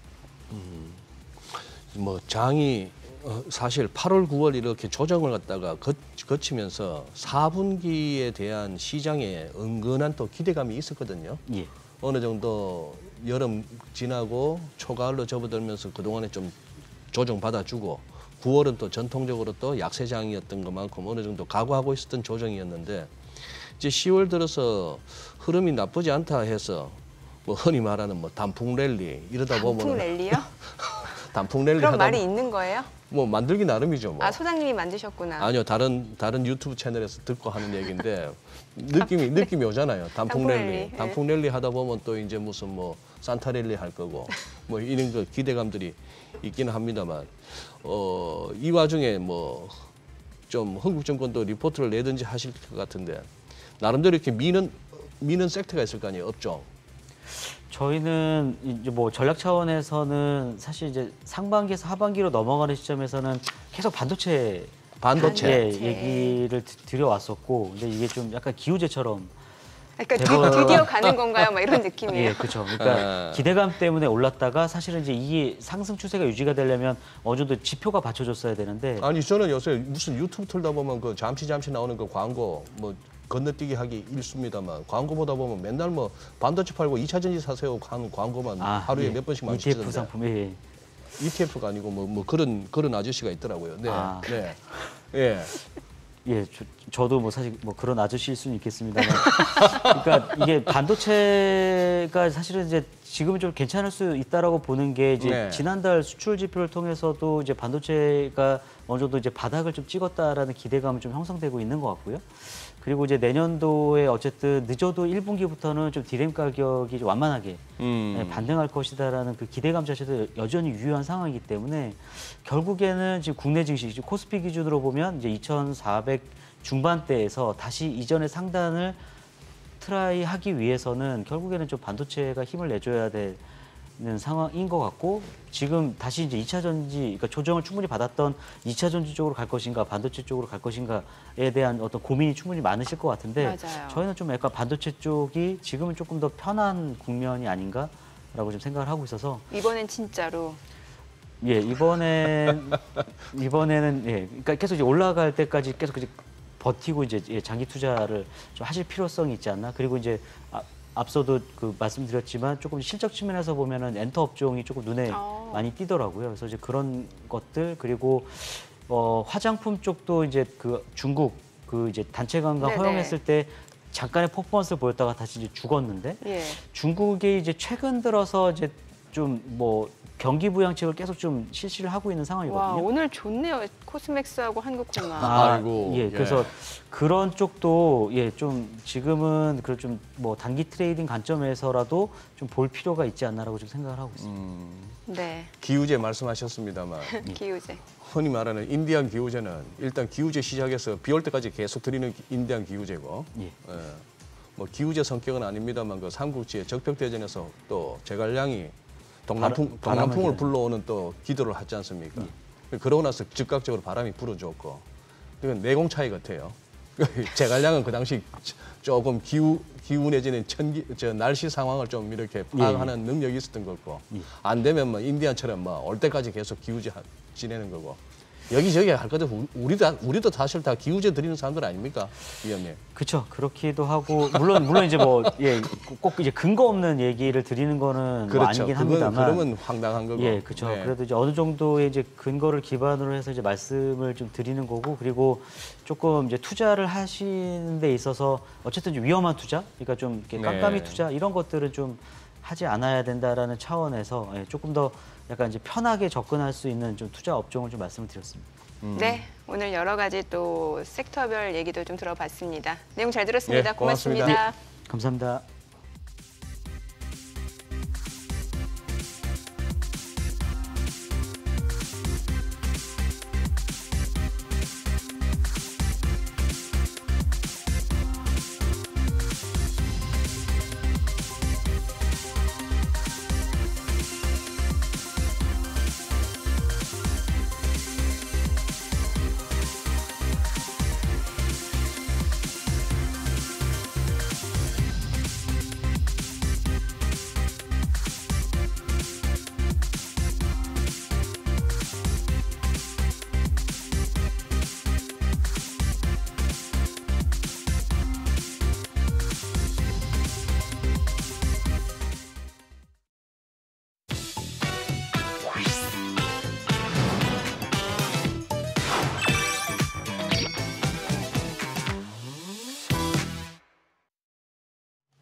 요즘 시장에서 가장 핫한 재테크 정보 남들은 어떻게 하는지 궁금하셨죠? 손에 잡히는 재테크에서 꽉꽉 채워 알려드립니다. 네, 오늘도 친절한 설명을 더해줄 배혜미 재무설계사님 전화 연결되어 있습니다. 안녕하세요. 안녕하세요. 네, 안녕하세요. 네, 오늘 어떤 재테크 소식인가요? 네, 올해 하반기 IPO 최대여인 두산 로보틱스가 상장 당일 흥행몰이를 한 이후 차기 주자인 서울보증보험, 에코프로 머티리얼즈 등 대여들이 입성을 준비하고 있어 시장에 관심이 쏠리고 있습니다. 오늘은 공모가가 2배를 넘어설 것이란 기대를 받고 있는 기업들의 청약 일정, 투자 매력에 대해 짚어드리도록 하겠습니다.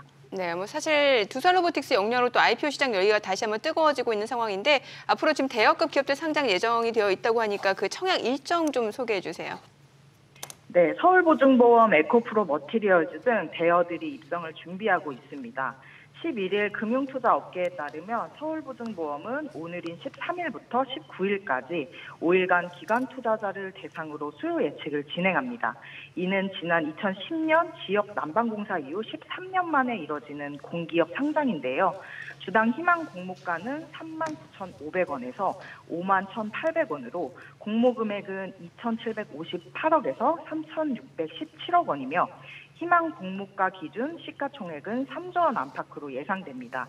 수요 예측 이후 이어지는 일반 투자자 대상 청약은 25일부터 26일 진행될 예정입니다.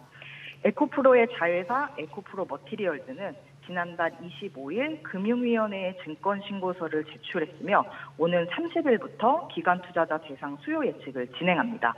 에코프로 머티리얼즈의 희망 공모가 밴드는 36,200원에서 46,000원으로 공모 규모는 5,240억에서 6,660억 원에 이를 전망입니다.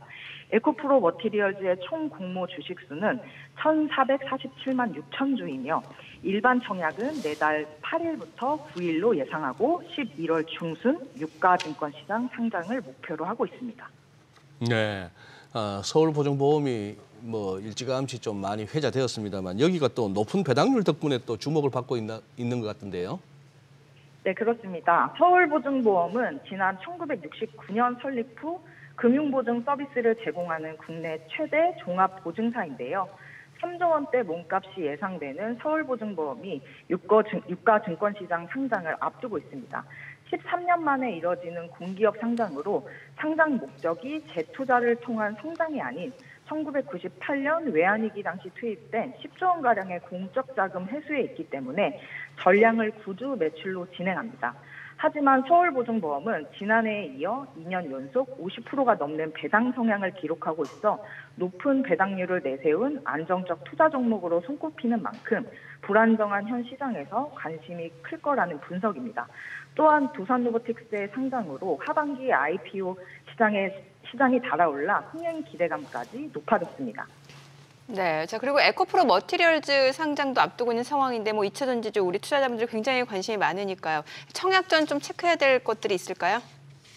네, 최근 국내 증시에서 2차 전지주가 큰 폭의 주가 조정을 겪으면서 IPO를 추진 중인 에코프로 머티리얼즈에 대한 시장 관심이 뜨겁습니다. 에코프로 머티리얼즈는 현재 국내 증시의 2차 전지 업종 내에서도 성장성 면에서 높은 평가를 받는 전구체 기업이라는 점이 투자 매력으로 꼽히는데요. 2차 전지는 양극재, 음극재, 분리막, 전해액 등으로 구성되어 있는데 이 중 양극재가 전체 배터리 가격의 30%를 차지할 정도로 비중이 큽니다. 여기서 전구체는 양극재에 들어가는 원료인데요. 양극재 원가의 70%를 차지하고 있는 2차 전지 산업의 핵심 소재라고 볼 수 있겠습니다.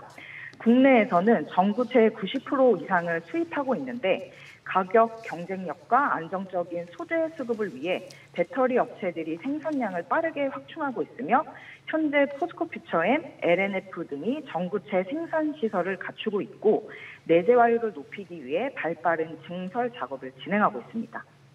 네, 일단 금융시장에 뛰어들고 나면 무조건 번다는 생각보다는 잃지 않는다는 생각이 꽤 중요한데요. 특히나 개인 투자자분들은요.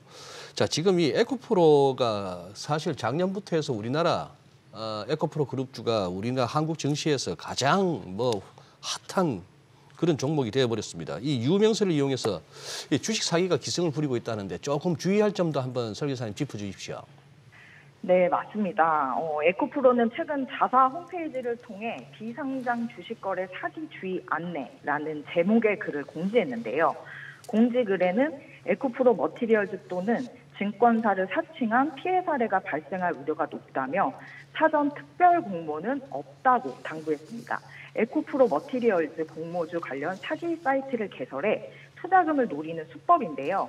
에코프로에 따르면 허위 사이트는 ipoeco프로.com이라는 도메인으로 투자자를 유인해 특별 공모주 신청을 명목으로 이름과 전화번호 등의 개인정보를 입력 유도하고 해당 전화번호로 증거금과 개인 계좌번호를 요구하는 전화가 오는 구조입니다. 특별 공모에 대해서는 대주주 특별관계인 주식으로 양도 위탁받아 진행된다는 허위 내용을 게재하기도 했는데요. 해당 홈페이지는 현재 폐쇄된 상태지만 향후 유사한 내용의 홈페이지나 채팅방이 개설될 여지는 남아 있습니다. 에코프로는 사이버수사대와 금융위원회 등이 신고했으며 앞으로 이와 같은 금융사기에 대해 엄중히 대처할 것이라고 말했습니다. 관심이 쏠리는 만큼 이와 같은 사기도 주의하시면 좋겠습니다. 네, 내용 잘 들었습니다. 고맙습니다. 네, 감사합니다. 수소와 동탄을 잇는 GTX-A 노선이 내년 4월 개통을 목표로 시범 운전을 시작했습니다. 네, 요금은 얼마고 또 얼마나 빨리 도착할지 관심이 높으실 텐데요. 문세영 기자가 현장을 다녀왔습니다. 네, 저는 지금 수서역에 나와 있습니다. 지상에서 40에서 50m 깊이 내려가면 이 GTX-A를 탈 수 있는 SRT 수서역 플랫폼에 도착합니다. 하늘색과 흰색으로 칠해진 외관에 보라색 강조를 넣은 이 열차가 내년 4월 개통할 수도권 광역급행철도 GTX-A입니다. 전체 길이 20m, 모두 8량으로 이뤄졌습니다. GTX-A는 경기 파주 운정역에서 출발해 서울 삼성역을 거쳐 화성 동탄역까지 82.1km 구간을 잇습니다. 총 11개 역을 이을 예정인데요. 내년 4월 수서 동탄 구간이 먼저 개통하고 하반기 운정 서울역 구간 운영이 시작될 전망입니다. 네, 이제 열차 안으로 들어가 보겠습니다. 네, 안에 보면 이렇게 사람 무게를 대신한 물탱크들이 가득 차 있고 뒤에 보시면 이렇게 차량 내부 LED 디스플레이에는 빨간색으로 노선이 표시됩니다. 보이는 것처럼 지금 열차가 엄청 빠르게 달리고 있는데 이게 최대 시속이 180km라고 합니다. 일반 지하철의 2배 수준이고 ITX 청춘과 비슷한 속도입니다. 네, 얘기하는 사이 벌써 동탄역에 도착을 했는데요. 한 20분 정도 걸렸습니다. 제가 오늘 이동한 이 수서 동탄 구간이 32.8km라고 합니다. 이후에 성남 용인역까지 개통돼서 정차를 하게 되면 총 28분이 걸린다고 합니다. 운임요금은 기본 요금의 킬로미터 수가 늘어나면 추가 요금이 붙는 구조로 예상되는데 오늘 이동한 동탄에서 수서까지 편도 4,000원, 왕복 약 8,000원을 내야 합니다. 해당 구간으로 출퇴근을 할 경우 한 달이면 18만 원가량인 거죠. 모든 노선이 뚫려서 파주에서 삼성역까지 온다면 한 달에 20만 원 넘게 내야 됩니다. 현재로선 장애인 무임승차나 경로우대는 없는 상황입니다. 그렇다면 이 지하 40m 아래에서 달리는 이 GTX-A에서 만일 화재가 발생하면 어떻게 대피해야 할까요? 정거장에서 화재가 나면 특별 피난 계단, 역산의 피난 안전구역 등으로 대피하시면 되고 터널 안에서 화재가 났을 때는 대피로를 통해서 근처 환기구나 정거장으로 이동하시면 됩니다. GTX-A 노선에는 총 26개소의 환기구가 설치돼 있는 상황입니다. 또 GTX가 인근 집값 상승을 견인하는 대형 호재로 평가받잖아요. 과연 이 GTX 노선 인근에 위치한 집들의 가격 얼마나 올랐을까요? 우선 동탄역 롯데캐슬은 올해 3월 16억 원대에서 지난 8월 20억 원 선까지 올랐습니다. 41평이 현재 매물들만 한 21억에 거래되고 23억짜리가 있어요, 현재. GTX-A 노선 뚫린다고 많이 오르네요. 이외에도 GTX-A 노선 인근인 인덕원, 일산 등에 위치한 아파트들의 가격도 1억에서 2억 원가량 뛰는 등 호재를 보이고 있습니다. GTX가 성공하려면 주로 이용할 직장인이 부담스럽지 않을 요금 체계를 갖추는 게 관건이란 지적 속에 총 82.1km 구간이 모두 개통되는 해는 오는 2028년으로 예상됩니다. SBS 비즈 문세영입니다. 네, 아파트 값이 조정과 상승을 반복하고 있습니다. 한동안 급하게 오르는 듯 하더니 추석 전후로 상승폭을 줄이고 있습니다. 전망과 다소 다른 움직임에 내 집 마련을 고민 중이던 실수요자들은 또다시 멈칫할 수밖에 없을 것 같습니다. 전문가 모시고 부동산 시장 상황 살펴보는 날이죠. 도시와 경제 송성현 대표 자리했습니다. 어서 오세요. 네, 안녕하세요. 네. 우리 송 대표님 금요일마다 이렇게 나오셔서 부동산 짚어주시는데 이게 또 일주일마다 말이 자꾸 바뀌어요. 네. 예? 지난주만 하더라도 뭐 좀 전반적인 지표들이 통계가 좀 올라가는 쪽, 거래도 그렇고 가격도 그렇고 하는데 또 일주일 사이에 또 약간 분위기가 또 달라졌습니다. 거래량도 제자리 걸음이고 한번 짚어주신다면. 네. 제가 이거 한 일주일마다 하다 보니까 진짜 피노키오처럼 코가 이렇게 길어질까 봐 걱정이에요. 처음 출연했을 때부터 코가 많이 커졌어요. 네. 그러니까 계속 뭐 변화가 있다 보니까 이게 네. 참 그 신뢰하는 게 정말 어렵겠다라고 보여져요. 그만큼 심리가 굉장히 변화하고 있다라고 볼 수 있을 것 같은데, 근데 이런 뭐 주택 가격의 동향에 최근 들어서 주요 원인을 보니까 이 금리하고 대출 이 부분이 좀 심각하게 주택 가격하고 상관성이 좀 커진 것 같아요. 최근 보니까 특례보금자리론 그 일반형 중단을 했죠. 그렇죠. 그리고 DSR 같은 경우도 사실 약간 우회한다라고 해서 50년 그 만기 주택담보대출 이것도 이제 축소를 했거든요. 그렇다 보니까 이게 주택 가격에 바로 연관성이 커졌어요. 그리고 금리가 현재 뭐 지금 현재 상황에서 좀 고착화될 수 있다라는 우려와 함께 그런 금리가 결국 경기 침체까지도 이어질 수 있기 때문에 시장에서 많은 불안 요인들이 커지고 있다라고 볼 수 있을 것 같아요. 그래서 지금 그 서울과 수도권의 아파트값 상승 같은 경우도 상당 부분 축소가 되고 있고요. 그러다 보니까 앞서 앞에 말씀드린 것처럼 그것과 상관이 있어서 뭐 상승에 대한 동력도 축소가 되고 있다라 볼 수 있을 것 같아요. 지금 전국의 아파트 가격의 변동률을 보더라도 0.08에서 0.06%로 지금 떨어지는 상황이거든요. 네. 추이선 보더라도 쭉 올라가다 0.17까지 찍고 전반적으로 그 내려가고 있는 그런 추이예요. 그러니까 상승폭이 축소되고 있다라고 볼 수 있고 지금 이런 그 상황 안에서도 가격이 올라가다가 또 축소가 되다 보니까 결국 올라갔을 때 주택 가격을 보는 집주인하고 지금 떨어지고 있는 추세, 뭐 가격이 떨어진다라기보다는 추세가 좀 떨어지고 있는 상황이다 보니까 결국 그 매도자하고 매수자 간에 그 주택 가격의 희망 가격이 좀 달라지고 이런 희망 가격에서 거래가 이루어지지 않다 보니까 뭐 10년 평균이 한 6천 건 정도 되는데 6천 건에서 지금 3천 건까지는 회복세였지만 결국 평균엔 도달하지 못하고 있는 추이가 계속 이어지고 있다고 볼 수 있을 것 같습니다. 그래도 사실 아파트 값이 좀 비싸긴 비싼 게 지금 뭐 서울뿐만 아니라 경기도권에서 6억 미만 아파트 찾기가 쉽지 않다면서요. 네, 아까 GTX 나온 것처럼 지금 예전만 해도 수도권으로 많은 사람들이 이사 가는 게 서울의 집값이 너무 비싸다. 그러니까 맞아요. 좀 교통이 좀 편리한 곳에 수도권에 내 집 마련을 해야 되겠다라고 생각하셨던 분들이 많을 거예요. 근데 지금 이런 수요들이 늘어나고 정주 환경이 좋아지다 보니까 경기도의 그 6억 이하의 아파트 비중이 굉장히 좀 급격하게 떨어지고 있어요. 뭐 97% 정도 됐던 게 지금 74%인데 최근에 뭐 이런 GTX 호재들이 있다 보니까 앞으로는 저 70선도 몇 년 안에는 또 깨지지 않을까라고 생각되고요. 그리고 지금 6억에서 지금 9억 초과하는 아파트부터 10억 이하의 매매량 같은 경우도 한 6.1% 정도 차지를 하고 있어요. 그리고 지금 경기 남부 같은 경우는 지금 뭐 71.7% 정도 수준밖에 안 되다 보니까 굉장히 좀 남부 쪽에 주택 가격이 상승폭이 좀 컸다라고 보여지고요. 그다음에 과천은 경기도 안에서 6억 이하의 아파트 거래가 0건입니다. 0건. 그러니까 아예 그 6억 이하의 아파트는 거의 없다라고 보시면 맞을 것 같아요. 그러니까 이런 이제 10억 이상의 초고가 아파트로 분류되는 이런 아파트들은 비중이 늘어나고 6억 이하의 주택들이 줄어든다는 것은 경기 남부에 있는 아파트 가격이 올라가고 있고, 그다음 분당 같은 경우도 최근 회복세나 뭐 이 일대 지금 139제곱미터의 그 파크뷰 아파트 같은 경우는 24억 5천 정도로 찍을 정도로 지금 점점 뭐 그 수도권에 있는 가격선도 상당 부분 좀 가파르게 오르고 있다라고 봐야 될 것 같습니다. 네. 저희가 뭐 매일 다루는 정치타임 시간에 무슨 시장 얘기하고 거시 얘기하다 보면 맨날 인플레 그러고 있습니다만 부동산 시장만한 인플레가 어디 있습니까? 솔직히. 아까 뭐 우리 GTX 소개해주는 문 기자 그 코너에서도 동탄에 얼마요? 아유 뭐 뿐만 아니라 서울 여기저기 21억까지. 예. 이 사람 살 수 있는 데냐 이거죠. 집 갖고 계신 분들이야 뭐 집값 올라서 좋다고 합니다만 그냥 거기서 다 살아야 돼요. 팔고 어디 가겠습니까?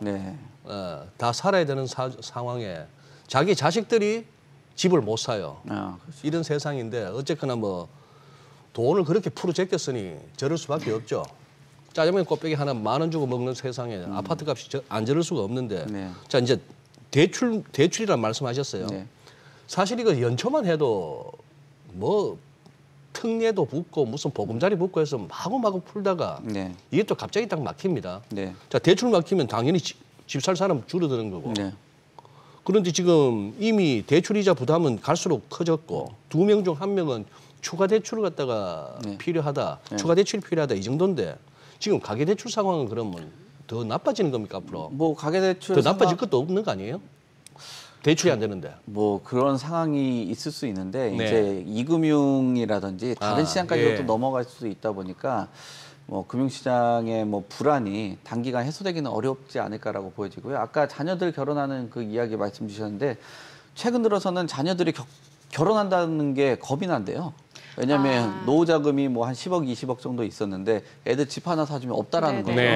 그만큼 어려운 건데 결국은 그 자녀들이 집 사는데 어렵다 보니까 대출 받게 되는 거고 10명 중에 6명 정도가 앞으로 좀 집을 하는데 이자에 대한 그 부담이 들어서 더 필요하다라는 의견들을 주시고 있는 것 같아요. 특히나 서울의 주택 가격이 가장 높잖아요. 지금 나와 있는 것처럼 그 이자 부담에 대한 그 증가 뭐 이런 세들 보더라도 70% 정도 서울에 있는 사람들은 역시 부담이 크다라고 볼 수 있을 것 같아요. 그리고 이자율 같은 경우도 계속적으로 올라가고 있는 그런 상황이다 보니까 지난해 지금 4% 정도 되는 이자율 기준 같은 경우도 46%에서 지금 58%가 넘는 한 60% 가까이 되는 그런 수준이다 보니까 가계부채에 대한 그 증가액도 점점 커지고 있는 그런 추이라고 보시면 될 것 같아요.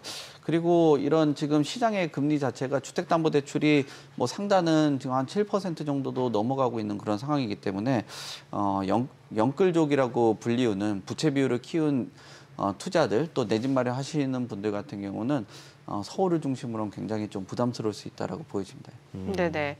또 그 전세 시장 얘기 좀 여쭤보고 싶은데 사실 하반기 역전세난 심각해질 거란 말이 있었는데 최근에 보면 오히려 전세값 상승세가 무섭게 올라가고 있거든요. 네, 전세 가격 같은 경우는 일단은 월세 가격이 너무 올라가다 보니까 전세 수요로 움직인 것도 크고요. 그다음에 전세 가격이 굉장히 초반에 좀 급격하게 좀 떨어졌어요. 그래서 예년 대비했을 때는 좀 전세가 조금 더 안정세를 찾아가고 있다라고 보여지고요.